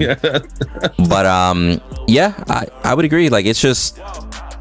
I don't think it's anything. The sounds are anything out of this world, but it's familiar enough and different enough that I didn't bat an eye at it. If that makes sense. Yeah. But I think it's like we said with the UI that it's perfectly passable. Yeah. Right. That it's not going to be the thing that people are necessarily dying on a hill over because her sounds are so bad or anything like that. I have 2 very minor complaints with her. One is if you hit somebody with line beat when they're standing in a minion wave, it's almost impossible to tell that you hit them amongst all the other damage numbers that popped up. And you get the same sound when you hit a minion as you hit a hero. So it's pretty darn difficult to tell if you actually hit somebody with your line rhythm. Seeing all until those you get your on ultimate. each other. Once you get your ultimate and then they get that spotlight on them, but once they have that spotlight I love on that them, spotlight. Yeah, that's really cool. That's a So nice touch. I never played SHINBIE Paragon, right? I never like, so this whole thing, like I'm sitting there playing, and the next thing I know, I have the spotlights of him. I'm like, oh, what is that? I looked up, oh, he's got stacks on. I'm like, okay. I'm like, that was cool. I love it. I love that idea. Hey, Bearded, by the way, after this, I'm totally going SHINBIE support, and you're going to be carry. I'm going to just let you know, bro. SHINBIE support with all the shield power items, just buffing my carry and give me all the shield power. We're trying that shit, bro. Her double dash too. That thing's on a fucking hair trigger. I don't know. I thought it was just strong. me, but I've seen a lot of people. It's not that it's strong. It's that you will activate the second part of the dash before the first part is done, and it's like you breathe on your mouse and you activate that second dash. It is fast. So those are my two only real. So I went up against a off lane steal. And I tried it out. I thought it might work, but it doesn't work. I was kind of a little bummed it didn't work. I was hoping my dash would be able to go through his dash, but it doesn't. It literally just it basically helps you get pushed You're back. not unstoppable during it. I was like, oh dang it, that didn't work out. You smash your face into his shield hard. That's what it had. Yep. The other kind of complaint that I have with her though is her passive. Her passive is great, but the other passives I think in Predecessor are better because they change the way you play the hero in a slight bit. This changes nothing about the way you play SHINBIE. You're always going to be basic attacking people whenever you have the chance. So having a passive that lets that basic attack hit harder doesn't really change the way you play her at all. But it does bring up spicy combos, like Oathkeeper, for example. Cast an ability, your next basic attack does extra damage. When you combine and start stacking little things, it's like, okay, you know what? Like, she can actually end up being. I saw somebody already post a video on YouTube where they did that attack speed AP build, where they just build magic power with attack speed on SHINBIE. They ran that shit in the jungle. They just were smacking, clearing jungle like crazy, showing up in lanes, still had the ability power.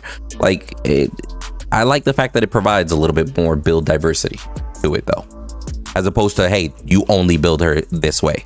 Yeah. I just don't think it's as cool as some of the other passives. Like, for sure, Gideon's passive changes the way you play Gideon a little bit. Like, you want to step in there and get that a little bit, But she's a K-pop star. She's already cool enough, isn't she? No, K-pop bad. Yeah, K-pop. Don't you know from Paragon days? K-pop bad. She doesn't belong in this world. Even though we have fucking future cops and pancake titty rhinos. Doesn't matter. Nope, K-pop bad. Can't have a K-pop star in there. Can't have that shit in the mix. She definitely didn't belong in this season, I'll tell you that. Well, yeah, that's true. She always belongs. I don't know what you're talking about. It's Ascension. She's rising up. No, that's next season. Here's the true test. Mangoose, now that you played SHINBIE, and it's no secret, and I'm not trying to throw shade here, but you've preferred PTO over Pred, right? Now that you played SHINBIE in Pred, is it going to make you play Pred more? Yeah, 100%. Really? I'll say this. I don't think it's just SHINBIE that's going to make me play Pred more. It's the Fangtooth changes that are going to make me play Pred more. Okay. Just overall, because I mean, I played a lot with Viking today, and I just let him have SHINBIE, and I played like Bellica, and I even played Murdock once, which oh my god. He said, I got a triple kill with Murdock, and the enemy team immediately surrendered. I was like, they know. If I'm getting a triple kill, I'm Murdock, not about to be on a Magnus video. That they're fine. Hell no. They went and played AI. But no, yeah, SHINBIE's not what's going to get me playing Predecessor more now. What's going to get me playing Predecessor more now is those Fangtooth changes, 100%. I'm honestly excited. I haven't gotten to that point that the Fangtooth actually matters, right? Or that I've actually seen it, but I'm excited to hear that you guys are saying it's so impactful, it's so game-changing, and that it also makes you want to play more because of the next level of intricacy that it adds to the game. That's actually kind of cool. No, and again, I back to more giving shout out to Mangoose. I also know that you've been playing Pred more as is, anyways, just because I'll let you say it, Mangoose. There is something you said about it's about Pred that the difference between Pred and PTO that you like. The reason you're liking Pred more now, not over PTO, but the reason you're liking Pred in general more. What was that? That was something that the way of understanding the game. Just my understanding of the game. Just there's some fundamental differences. I think any player on the outside looking in that never played Paragon would never be able to tell the difference between Predecessor and Overprime. But if you do have experience with both games, if you do have MOBA experiences, there are some very fundamental differences in how you approach fighting in both games. Predecessor is more you've got for team fights, you've got the setup for the team fight, then you've got the execution of the team fight. Predecessor with its lower TTK is more about the setup. You have to make sure that you have farmed correctly throughout the laning phase and that you are in the correct position for that team fight to be effective in that team fight. Whereas Overprime is more about the execution of the team fight. There's a higher TTK there, so you can get off more abilities, do more things, outplay your opponent a little bit more, but it means that you don't have to set up as well. You don't have to be perfect in your execution. You don't have to fight front to back. You can come in mechanically. Yeah, you can come in from any which way with fucking Countess and still make a difference in the team fight. Like there's a fundamental differences there. And that's what I was trying to do in Predecessor. I was trying to just show up to the team fight. Now I know that I've got to minimize. If I can't show up to that team fight in the correct way, if I'm going to show up to that team fight and I know I have two enemies at my back, I'm not going to go into the team fight. Yes, I might let some people die. Maybe I could have done something, but I'm not going to die just for that. I'm going to go around a different way. I might take longer to get there, but I'm going to get there safely. So that's been the biggest. So if Mangoose abandons you in a team fight, you heard it here. It was intentional. It was your not fault. an accident. 100%. I even did it in that video today. Like, I left my sparrow to die. I'm like, I'm sorry, boo, but you're up here without an escape and shit. I got an escape. I'm using mine. Yeah, I gotta say too, on a side note, I'm really liking the way that Revenant and SHINBIE came out, like with their cloth, you know, like the way it moves and etc. Because we've all seen janky cloth. Yeah, we've all seen janky sims in the past, right? Like we've all seen. I mean, we saw the complete lack of sims for like 12 months in Fault. Yes. So I literally left a positive review for Fault when they added the simulations onto the Khaimeria's tassels. Bro, you're something else, right? I was actually gonna bring up those tassels too. I'm like, yo, we've seen some straight up like tassels that don't move, bro. Yep. But I gotta say, like, if they're going to be releasing characters at this consistency, I think that's fucking great. I think that this consistency, the pace and the quality that they're releasing characters, I'm a-okay with. I don't necessarily look here and think something's wrong. Go ahead. I think the biggest test for that in particular is going to be Huntress, because these other Paragon heroes, right? Revenant and SHINBIE especially, are direct, pretty much one-to-one Paragon heroes, right? That there's not really much that has changed. Numbers, of course, right? Slight functionality changes, but for the vast majority of their abilities, it's one-to-one, right? Whereas Huntress is going to be something entirely new. And what they do with that and how that comes out, I think will be a bigger determination of the quality they can put forward rather than what they have for reference from before. And I know there's a lot of people literally waiting for that original hero before they officially kind of like sit there and officially choose to judge the game. Right? Like I know there's people that honestly are refusing to even buy Predecessor until they see that original hero. Yep. Like a lot of people are scarred from past projects and they're like, yo, I need to see what this company can do before I give them my money. Justifiably so, right? But yeah. Go ahead. How does she feel going against a live patch SHINBIE? Have you got? I'm assuming you guys have done that. I haven't done it yet. I've only played AI. So So Mangoose, have you played against, or I have SHINBIE or no? In AI? Not in AI. Like in actual. Have you won PvP? Oh yeah, I have. How does she feel going against her? She feels strong. Like I said, she feels strong. You've really got to pay attention to your cooldowns and like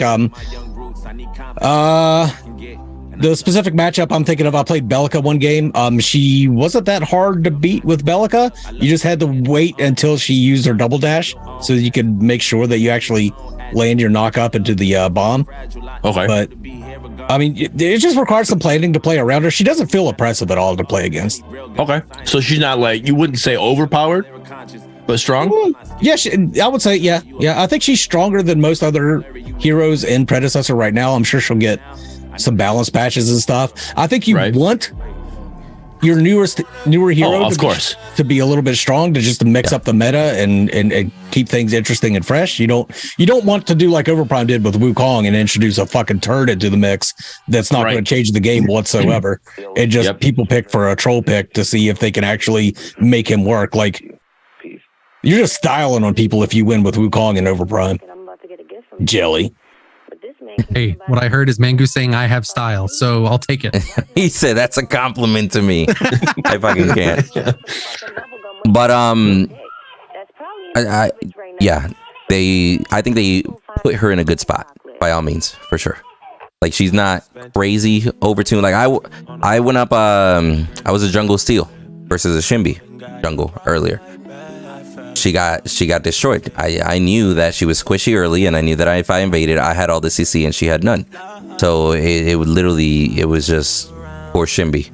She didn't get to play for a little bit. But yeah, go ahead. Still just destroys everybody. That's the next honest hero overview, by the way, is fucking Steel. Feels different for sure. But yeah, I mean, you guys got anything else you want to add as far as SHINBIE goes? I think they just did a pretty damn good job with her. Solid character. Anything you want to add before we go forward? I'm excited to play her. I haven't tried her. Yeah. I'm excited to play her in the game to see what she's like. Not AI. Like I said, I didn't play her in Paragon. The little bit that I play with her in AI, I enjoyed it. I enjoyed the kit. It feels good. So I'm excited to see what I can do and how bad I am, and see if I can say it in bronze. Yeah, so then basically going over a couple other changes here. So gadget-based skin was made into Shell Shock. I think that's cool. But it makes me question, what the fuck are they gonna, like, are the rest of the skin just gonna be normal gadget face, or are we gonna just see a lot more Shell Shock variants? Like, I don't. They said the original skin would come back in some way, shape, or form. Doesn't necessarily mean they're going to say it. Yeah, may come back. Yeah, we don't know how that's going to be. And I think that's where the missed opportunity is. Fine, change your base skin. I could care less, frankly. But why is it a may come back? Why isn't it just a straight up, and the original gadget's still a skin if you want? Yeah. Just give us the option. Like that doesn't make any sense to me of like why it may. The thing that like makes me anxious about the word may come back in the future is that it may come back as a paid skin in the future, and that will piss me off. Like the base skin, like, nothing's been changed to it at the minimum level. That's where I'm like, you should have just made this a skin outright, or detailed what the May return looks like more in the future, more than you did. Because I would say that this is a general complaint I have with the Pred team and their posts, is they are always so general. It leaves so much up to interpretation that then they have to go back and fix what they said in order for people to understand. Yeah, that just comes down to the marketing, because they've been doing that since day one. Like, they give you enough information to tease you, enough information to get you hyped up. They don't necessarily give you too much. They want you to find out about it later. And I've even said from the beginning, like, I really wish certain areas would be just a little bit clearer. Like, just give me a definitive answer here or there. You don't got to tell me everything, but there are some where, like, I agree with you. There are moments where somebody in the background is like, "Could we say this though?" And then the choice was made not to.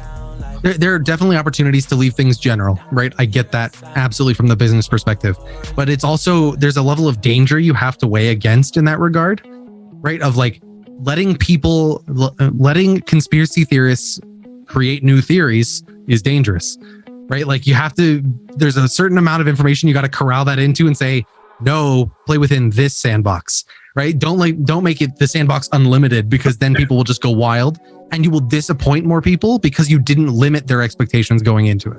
I will say, I think a perfect example of that is EA itself. There was so much hype around EA. Like, so much like, oh my God, like this game, they got $20 million. It's going to blow everybody's mind and etc. And we got a really good core game. But when there was no store, there wasn't any crazy custom skins and everything, there was a lot of, like, backlash as far as like, where the fuck did $20 million go? And it really just came from people starting rumors, or people like speculating and going Making crazy off the assumptions, walls, yeah. making assumptions, and they never were silenced because they didn't want to give any definitives. Right.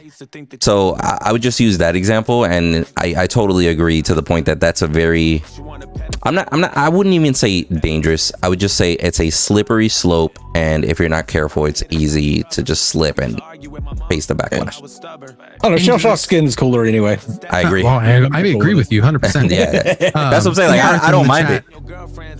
Intharth in the chat brings up a point of the like League and Smite pulling away original skins in favor of a different one, and then returning that original skin to players. Smokey.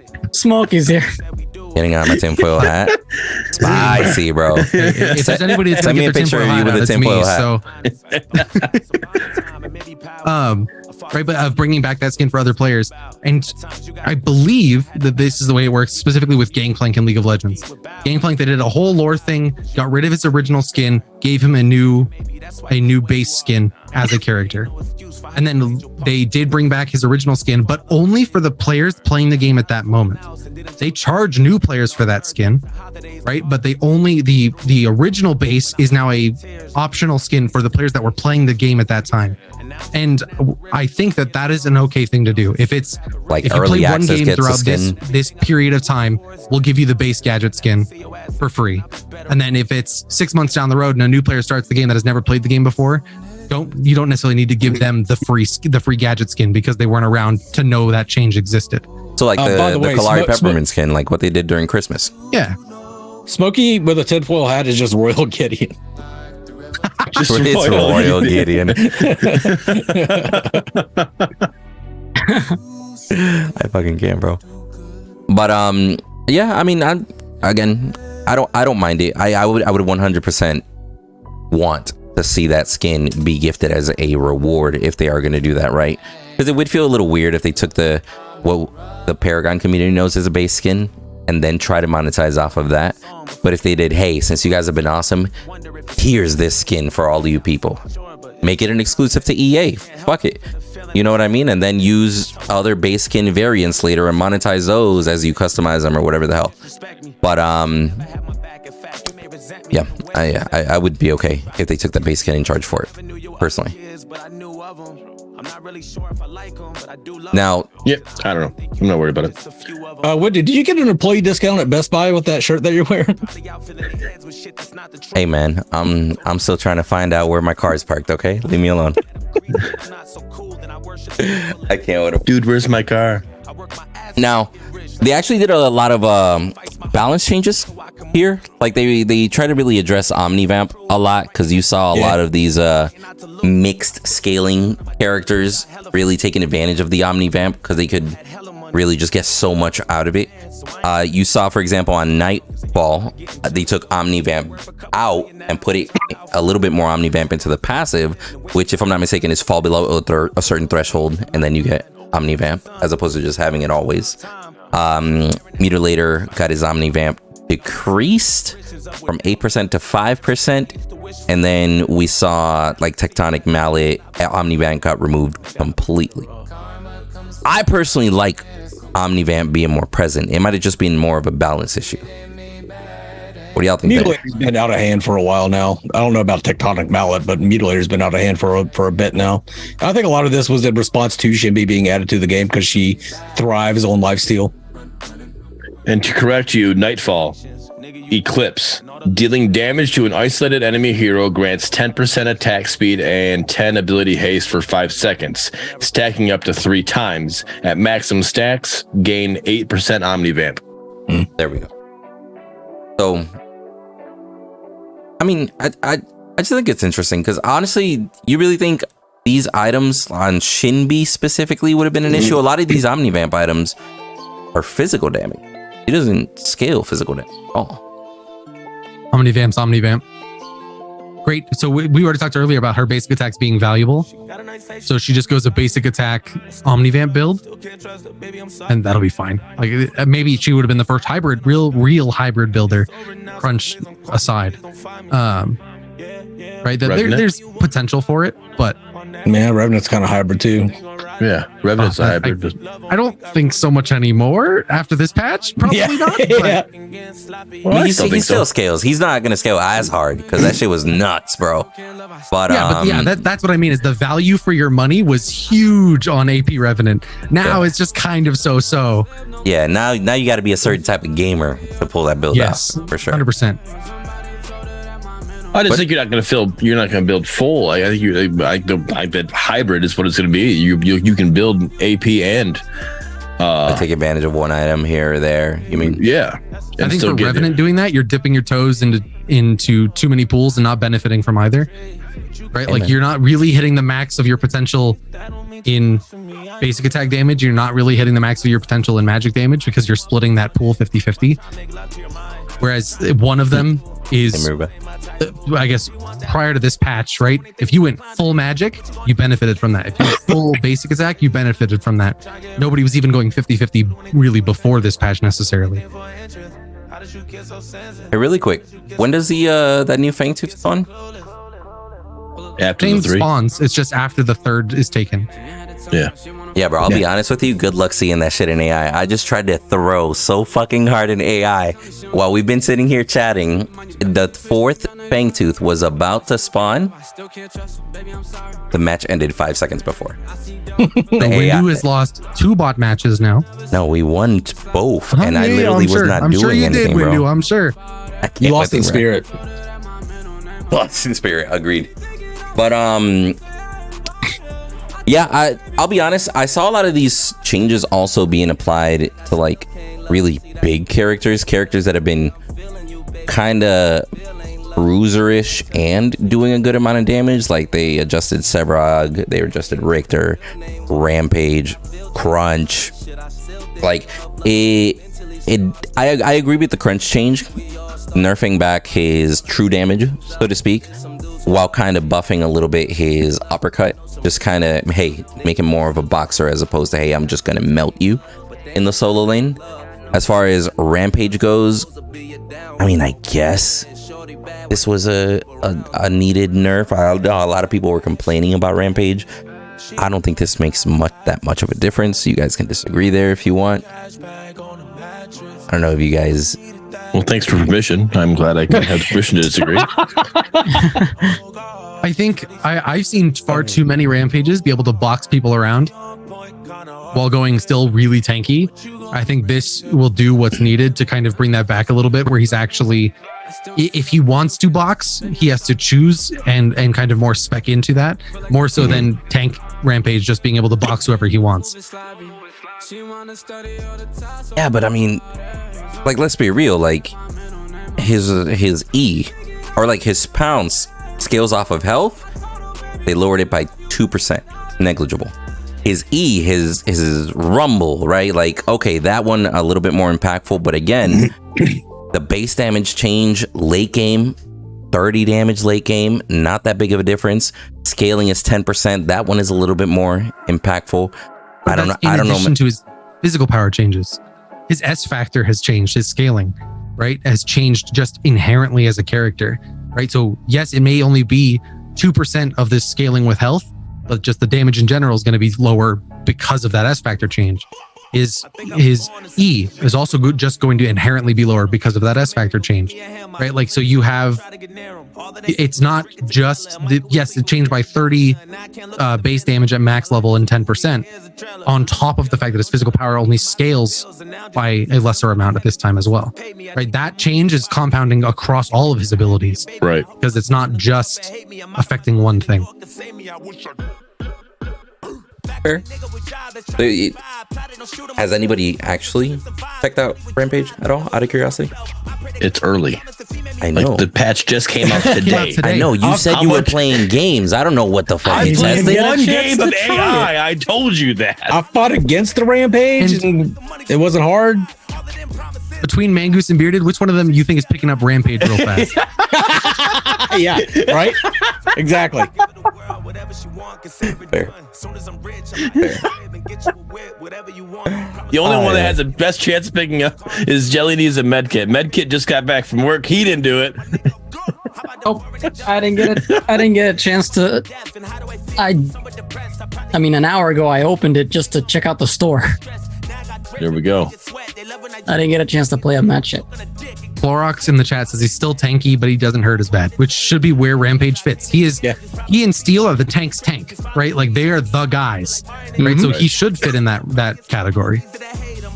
Oh, and Sev. Oh yeah, I see what you mean.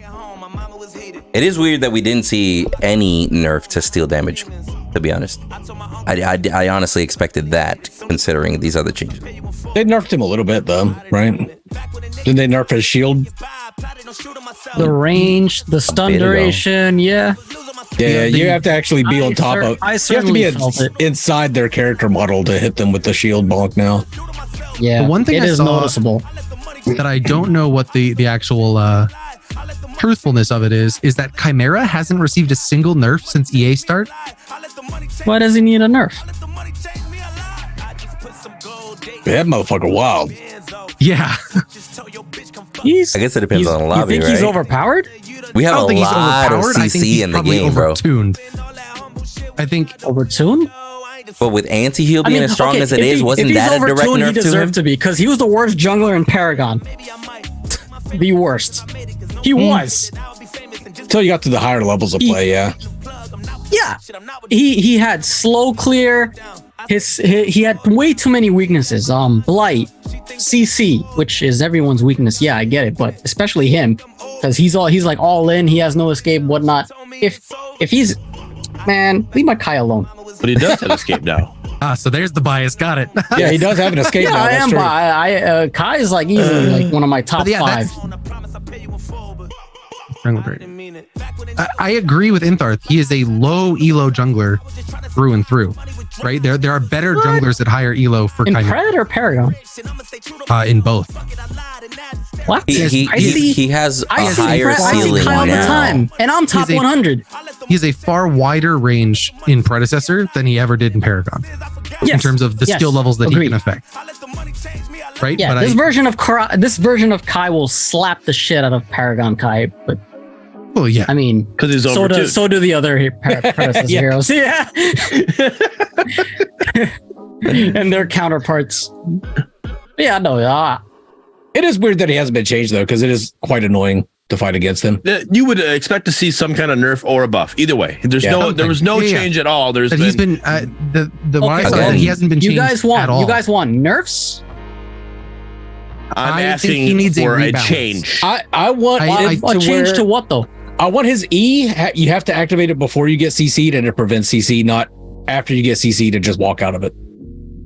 Yeah, Or I that will it say, consumes his stacks. Make it more powerful, but consume his stacks. His E not consuming his stacks is wild. It's free health and free CC reduction for no downside. Yeah, but you remember how it was in the stress test? It was like hardly used. I mean, and let's not forget too, Like guys. you Like have to again, wait like until it. the have to wait anti-heal until- buff affected him a lot. Oh, Go yeah, ahead, Mickey. absolutely. Yeah, that's true. No, I don't know. Kai is one of those heroes that is very tricky to balance.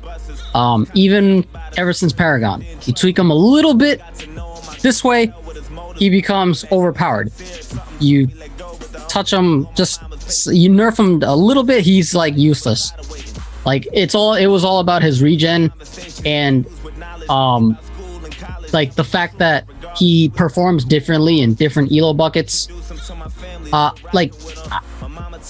I mean, I played a lot of Kai in both Paragon and Pred, and I gotta say, like that, you know, I'm gonna Pred, put it this way. I'm not a balancing dev by any means, and I don't play the character by any means. Okay, all I'm gonna say is the kit is different from Paragon. Like how everything is played is completely different from Paragon. So to implement a hero with a different kit, and for him to not be touched from Adjusting. then till now is Weird. It's interesting. Unique. Yeah. All right, that it's you have all these other heroes that are getting touched. Even Decker got touched when her kit got changed. Like she's been touched since then. Him not being touched is interesting. I'm not saying that it needs to happen. I'm saying it's interesting that it hasn't happened. I think the harder thing with Khaimeria is that his downsides, they're not as bad as they were in Paragon by any stretch of the imagination, but they're also not as bad as a lot of the other characters in Predecessor. Right? His ability to do almost anything is pretty high comparatively to almost any other character. Good. He deserves it. What? Because he was fucking shit on for like 2 years, getting called the worst jungler. You hardly see him in competitive, and now you do. Well, there's a reason you don't see him in competitive. New game. Who Yeah, did? because he was shit. He was so bad in the higher levels of play. Yeah, but there are characters. That's okay. That's Well, not a bad maybe- thing. Jelly, maybe if we see Kwong and can Greystone jungle? Yeah, He's more of an He didn't offlaner, but fall. Yeah. if we see Kwong, at least Kwong anybody can can jungle. jungle if you work hard enough. But yeah, I mean, maybe we just need more junglers. Yeah. More besides ramp, like I we have can't- Rampage. That can only think Kai, of one change Crunch. I would make to Kai, but like, I don't think he's. I think like, he's just too safe all around. no. Right? He's easy to pick up in terms seems of like fine. the jungler. He's jungler always been character. easy to pick up. Yeah, I'm not saying it's a bad thing. I'm just saying. And guess One what? of his He characteristics- has a skill ceiling and skill expression now. I don't know. I don't think he's overtuned or overpowered at all. But yeah, I agree. Like his build, the way like you can build almost anything on him, and yeah. But I don't think he's overtuned. How do we feel about Narbash getting nerfed and Muriel getting buffed? Oh my Narbash god, I'm needed so it. Muriel fucking needed it. happy, dude. Muriel feels fucking fantastic now. I played a game can't with wait. Muriel. I pulled off some crazy ass saves. I had fun playing Muriel in Predecessor. That's a huge statement for me right there. I did see something Oh, I interesting. can't wait. When the patch originally came out, the Muriel notes said that they added a second charge to Alacrity, and it got changed that there is no longer a second charge to Alacrity. I'm I curious remember seeing that. what happened between the two. I saw it was a screenshot on a Reddit post that I was looking at today, and somebody was asking like, Dark "Hey, what says in happened the to chat this?" that was an error. It was an error. Okay. Error. Muriel feels fucking phenomenal now. She feels really I good. can't wait. I can't wait to play her. And a couple of the items also Wellspring. will Yep. work into Wellspring and Divine Wreath. I think Apparently that's what it's called. Yeah, the mid tier Like- apparently it was bugged. It wasn't applying healer shield Muriel just got or too neat. unlocked. Like I can't wait to try her. Hey, I'm just happy that Narbash got nerfed. Oh, and I Narbash got I nerfed, played yeah. against that Narbash. That like I think it was me and Windu. We were destroying the ADC. Then all of a sudden Narbash just like whoop, healed him right back up. I'm like what? Yeah, Narbash Well, was easily. I'm resident. I have no mana now. I don't know what to. I guess I'm gonna back. I don't know what to do. Hey, here. remember all that shit you just did? Yeah. Remember when Yeah. you did that? It's gone now. Yeah, Narbash was hands that was down annoying. the best support. This past patch, yeah, without a doubt. Yep, good changes. Good changes. Yeah. I'm happy as a support main now. I get to play Muriel All right, I mean, anything else you guys want and to go use over more specifically? support items. Oh, Well, my boy Richter got nerfed, but I'm okay with it. I can still land my hooks. slight nerf there. An extra 20 mana on his hook early game is pretty That's substantial. strong. Yeah, that's strong. Especially that first game playing as them, you gotta getting used to those hooks. That You one, gotta at get first, to the it rhythm. happens every time. You gotta find it. Once you find it, though, Missing those you're early good. hooks, and then you're like, fuck, bro, I got no mana. Okay. Yep. Rip. Wellspring, bug fix. Wellspring no longer ceases to work when it comes off cooldown whilst the player is dead. Yeah, I'll be honest with you. I didn't even notice. I guess it's because not that many. You don't see that many people actually build those actual support items.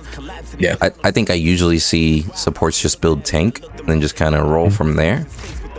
But yeah, I wouldn't have even known that those support items weren't working. To be real with you. Yeah. I think we pretty much gone over everything. Again, is there anything you guys want to add? Any other subjects to go into? Any more screaming you'd like to do before we leave? Before we leave, I do want to. Go ahead. Just a quick question for the four of you. What was your favorite skin from Paragon? The 4-1. Biofreak Murdock, but the one that was green skin, red armor. Okay. Master Skin Crunch. That's a good choice. I think mine was the I can't remember the exact name of it, but the Frost Revenant. Came out when Terra came out, when that little ice one that came out with Terra. Yeah, that was my favorite one with the little blue flame. I probably have to say Rogue Kalari. Dude, simple. That reminds clean. me, Jelly. They should make Kalari's base skin the Rogue skin. 100%. Sold. Yo, where do I sign? That would be so Where do I sign? fucking dope. That would look But then cool. sell the default skin for like. Devs here, right? Yeah, no one would buy the default skin after you have Rogue Kalari. Screw that Smokey, noise. Ace, Sundown. Make it happen, please. Yes, Rogue Kalari Kalari's should be base skin base is Rogue. Kalari. Give her that cape. 1000%. I changed my answer. I changed my answer to Box Grox. Box Grox is the best skin. Oh yeah. Yes. The best skin. The unintentional skin. I see a lot of Undertow Gideon in the chat. People really do love that fucking Undertow Gideon skin. Yeah. The Pirates of the It was Caribbean. Yeah. For those of you I watching, love the peg leg. It was let us cool. know. For those of you watching, let us know. Like in chat and in the comment section below when this goes on YouTube. What's your favorite skin? Yeah, that's always a fun chat to do. And worst comes to worst, maybe Omega Studios is actually listening and watching, reading comments and etc. Maybe they might actually consider some of these skins. Like, hey man, a lot of people are fucking talking about this whole Rogue Kalari skin being the main skin. I don't know. My favorite. Imagine asking the question but not having your own answer. I can't decide between. I mean, yeah, a valid point here. But I'll go with what's that called? I'm forgetting the name. Undertow Gideon. Fuck Zinx. The one we just literally talked about. This is like a med kit special. Oh yeah, I zone out a lot. You do zone out a lot. No, forgot about that. I forgot that about you. Real quick, before we get on to whatever the hell Mangoose is going to say, they removed the total kill counter from the top of the screen in game. Really? Like when you have the time on 15 screen, versus you have both 32, teams. etc. Yeah, they removed that. Maybe it's to I stop didn't people from notice. surrendering. Because the I didn't moment look at people that saw 1 versus 10, surrender. Maybe, Like, but put it in your patch notes. Like, don't just make it this I shadow get you, change. like a ninja change. Okay, yeah. I mean, fair. I didn't All even over realize the that place I was shit. seeing today. I was like, where did it go? What happened? Bring it back. Don't even Yeah. remember that shit. Don't even look for it. Now, if we're closing out, I do want to apologize to Beard because I said some fucked up shit in the heat of the moment there. And it was more directed at the Kool-Aid drinking cultists that never say anything bad or have any kind of critiques whatsoever and will justify anything anybody does. I know that Bearded's opinion is that he just doesn't fucking care. Like it's not When that it comes to monetizations, yeah, like when in that situation, right? Like, I mean, I've never been worried about it. I've been that way with every game that I play, though. Like, even if I'm going to play Fortnite, I don't care how they monetize. I care how the game plays and how the game feels. That's my biggest thing. Yeah, I've never been one to and that was the biggest thing that like Jedi came back with when we had the fault conversation with the fault partner panel.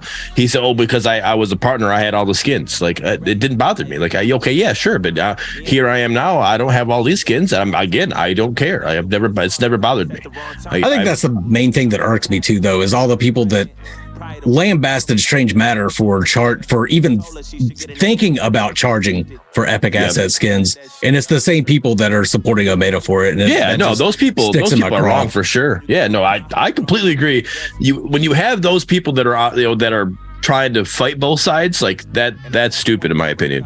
And I kind of brought that up in your Discord, is like, you have these people, and it's funny because you have these people that are like, they're one side's calling the other one tryhards, the other one's calling the other one tryhards. It's like they're both tryhards. Like, you guys are literally tryharding for both teams. Like, just whatever. Like, just do what you want to do. Like, I don't care. But yeah, no, you're good, man. You're good. By the way, I accept your apology. I just want to point it out there. I know we were saying that you don't think SHINBIE is that strong. There's a build out there that SHINBIE's Q, her first Q would literally do 1,037 in one single Q on a tanky steel. That tanky steel that tanky steel that's impossible to kill in the AI in the practice mode that you really got to try to fucking kill him. Yeah. With this build, 1,035. Got all the pen With in the, the world. cube. With combustion going off. You got combustion. You got the what's it called? The Oblivion Crown passive in there. Like I'll show it real quick on stream, and then we'll just do our outros. Like literally, just one single cube with all those passives up. 1,037. You could just show up and nuke the fuck out of somebody, and you haven't even used your passive or anything on there. So yeah, trust me, you're gonna see some pretty cracked SHINBIEs out there whenever you whenever you come across those. But let's go ahead and do our outros in the same order that we introduce ourselves. Please tell people what you got going on, what kind of projects are you working on, etc. And then also throw your plugs. Where can they follow you? And throw a little message to the community. Sundown wants to correct you on that. Not accurate because Oblivion Crown is HP percentage and he has boosted HP. So not really helpful. Because Training Dummy Steel has higher HP than anyone would have in game. HP is insanely high. Saying your damage you're doing is increased. Okay, so when you go up against a Sevrog, you'll be able to nuke him like that. Yeah, that's what I was about to say. His health is almost as high as old Paragon Sevrog. Seriously. There you go. All right. So actually, realistic feedback then. I personally would like that to be a little bit more known, right? Because I can definitely see people coming in here and be like, yo, check this out. Because that's the only character model of a hero that you can hit. And if there are items like that, it's a little weird when it comes down to numbers. Anyway, this build claps. I would say I would rather change it back to normal. Give them the normal health, or whatever, like a normal, standard, health, but super high regen after a couple seconds. Yeah. Then it's easy to get him back to full health, but you can realistically test items like that against something. Yeah, I had the same problem with Overprime because they're target dummy. You hit it with Spear's Teardrop and it ticks for 254 damage per tick. You're not going to get that in game on anything. Or code it to scale with you. So whatever your level is, if you're level 6, he's level 6 health. If you're level 18, he's level 18 health. And then that way, when you're hitting him, you know that, all right, at level 18, I'm hitting it this much. At level 6, I'm hitting this much. I think that would be the best way to do it, because then you can go in there and you can practice your builds and give you a better build option. If we're asking for presents, let me build him. Let me buy items to put on Steel. Oh, 100%. Yes, actually. But you can we're going to go over the top of this. Steel doesn't need that in game, all right? We don't need that already. He's already good enough as is, all right? It is wishful thinking, but those are a really nice ask for future. I'm talking about way later. I don't care when they implement them. Having little features like that in there to where I can even just put me in a gray box with just an enemy character and I can choose his build. Maybe I want to test a crit build versus the Vanguard item that negates Warden's Faith. There we go. That negates crit strike. Maybe I want to see what it's like against that type of build. Right. I would like just a little bit of feedback. I would like fighting game AI customization settings for this AI, right? Where I can go in and say, okay, only basic attack, right? And have an understanding of what that is. Okay, now only use Q and have him just Q and reset a couple times, right? Do that. I can see varying different aspects of the character to understand it against. And by that token, let me switch the character to something other than Steel. True. So, but yeah. Actually, shout out to Sundown, because without him saying that, we probably wouldn't have asked or provided some feedback there. To be real, because I would have never even known. Because I see the health bar. I just figured his armor's jacked up, his health is jacked up in general, right? But if somebody would have told me he has 10,000 HP there, I wouldn't have believed it. At least not seeing my health bar versus his, right? But right, yeah. that's nice to know. That's just, again, I just wanted it to be somewhere, or just put a fucking number next, just in the practice menu, put a number next to his health bar, just so you can kind of see, it's like, yo, this is how much he has, this is how much your passive can actually go into it. Be mindful if you got percent damage or percent pen, blah blah blah, this is how it's being affected. Just kind of things there. Yep. Intart also says a good one too. I like that. An option to swap out Fangtooth with Mini Prime, Fangtooth, Mini Prime, and with Prime, Primal and OP. Yep. Yeah. So like, so you want Fangtooth and Primal Fangtooth, swap them out, and then Mini Prime and Overprime, swap them out, because instead of have to wait the whole 20 minutes for them to actually come into the game, because you want to like go in real quick. I don't want to sit there wait 20 minutes. I want to go in real quick, see how this build against Fangtooth or the Primal Fangtooth, and see what happens. Yeah, when I'm trying to find solo prime builds, I don't want to have to sit there for 20 minutes waiting to figure it out. Oh, right. Another good one. Allow us to instantly level up crests rather than hitting that 5 camp over and over. Yeah. That's a good one right there, actually. Fair. That does get a little annoying when you're trying to test out builds. Granted, bro. Yo, GG on that one, homie. All right, Jelly, want to go ahead and lead out with your outro? What you got going on? What do you got to say to the people? Word of advice, or to the devs? Yeah, I am Jelly. You can find me on Twitch and YouTube and Twitter, I guess. I don't use it very often though, other than to retweet this for Bearded when he asked me to. Appreciate it. But I appreciate you guys having me on here to talk through this patch with you guys and all the controversial, juicy stuff. And I told you we were going to get heated. Our voices raised for sure. I said it was going to happen. That was a given. But yeah, I appreciate you guys letting me on here, and that's it. Appreciate you being Thanks here. for coming. I'm always welcome. Senor Legus. Yep. I also appreciate the opportunity. Miss you guys. It was fun hanging out. Like all the things happen that always happen whenever I'm on this little show. Little good times happening.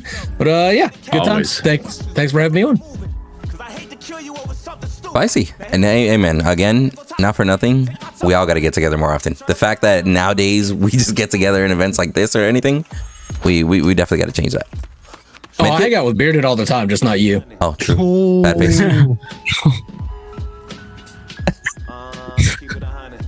All right, Medkit. All right. Well, I got 2 messages for the devs. Make Kalari's base skin the rogue skin.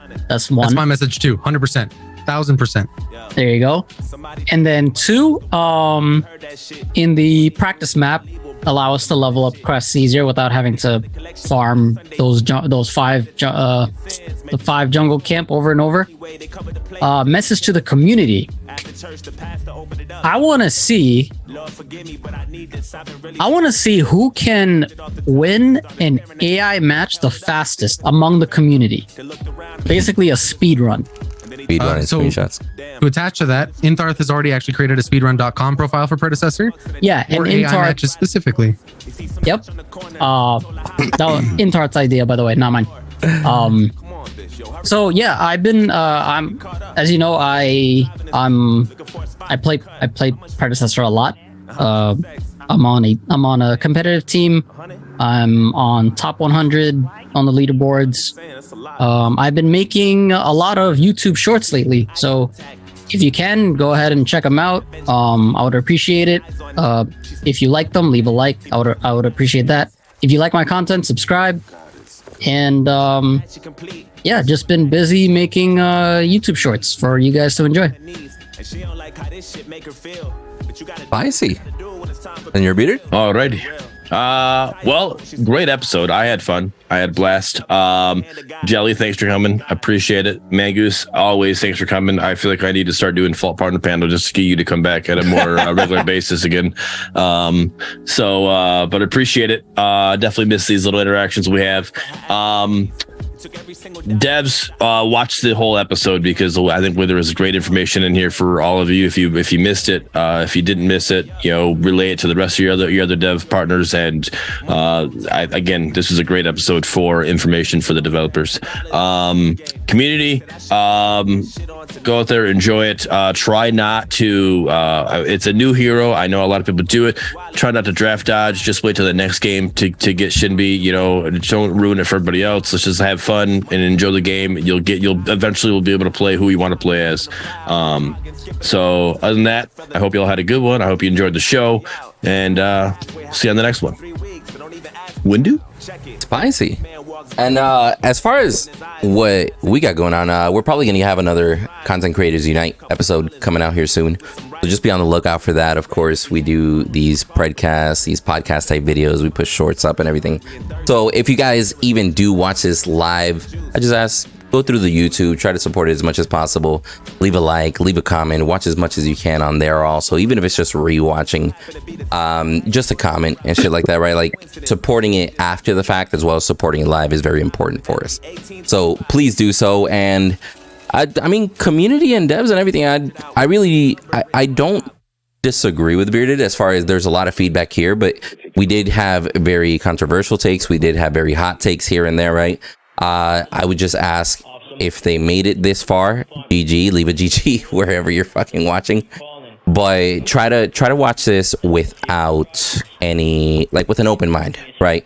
Because we are criticizing people's hard work. We are criticizing the store. We are criticizing, monetary choices. We're criticizing, like hero kits, this and that. Like, this is a lot of hard work that a lot of people have been, putting blood, sweat, and tears into, and we definitely don't want to come across as being disrespectful, but we definitely try to come exactly what you're saying, but we're not criticizing with ill intent. Yes, exactly. Right? We're trying to criticize with feedback, but people get butthurt, bro. So just very important, because we want the devs to also always keep an open mind, and I'm just throwing that little caveat out there. But besides that, we appreciate everybody watching, guys. Thank you so much for tuning in to this week's episode of Predcast. And read Int's last comment. What did they say? Hold on.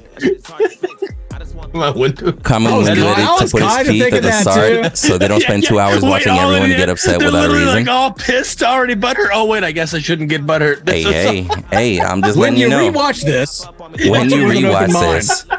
I'll throw that shit in the first 10 seconds. I got you. But nah. Anyway, appreciate you guys tuning in, joining, chatting with us. Again, we do these live every Tuesday, 7:30 p.m. on the Bearded Wolverine's channel. It does go up on YouTube on my channel after the fact. That does get uploaded as quick as possible. It really just depends on the editing time, depending on how long it is, etc. But we will catch you guys on the next one. Peace. Peace. War.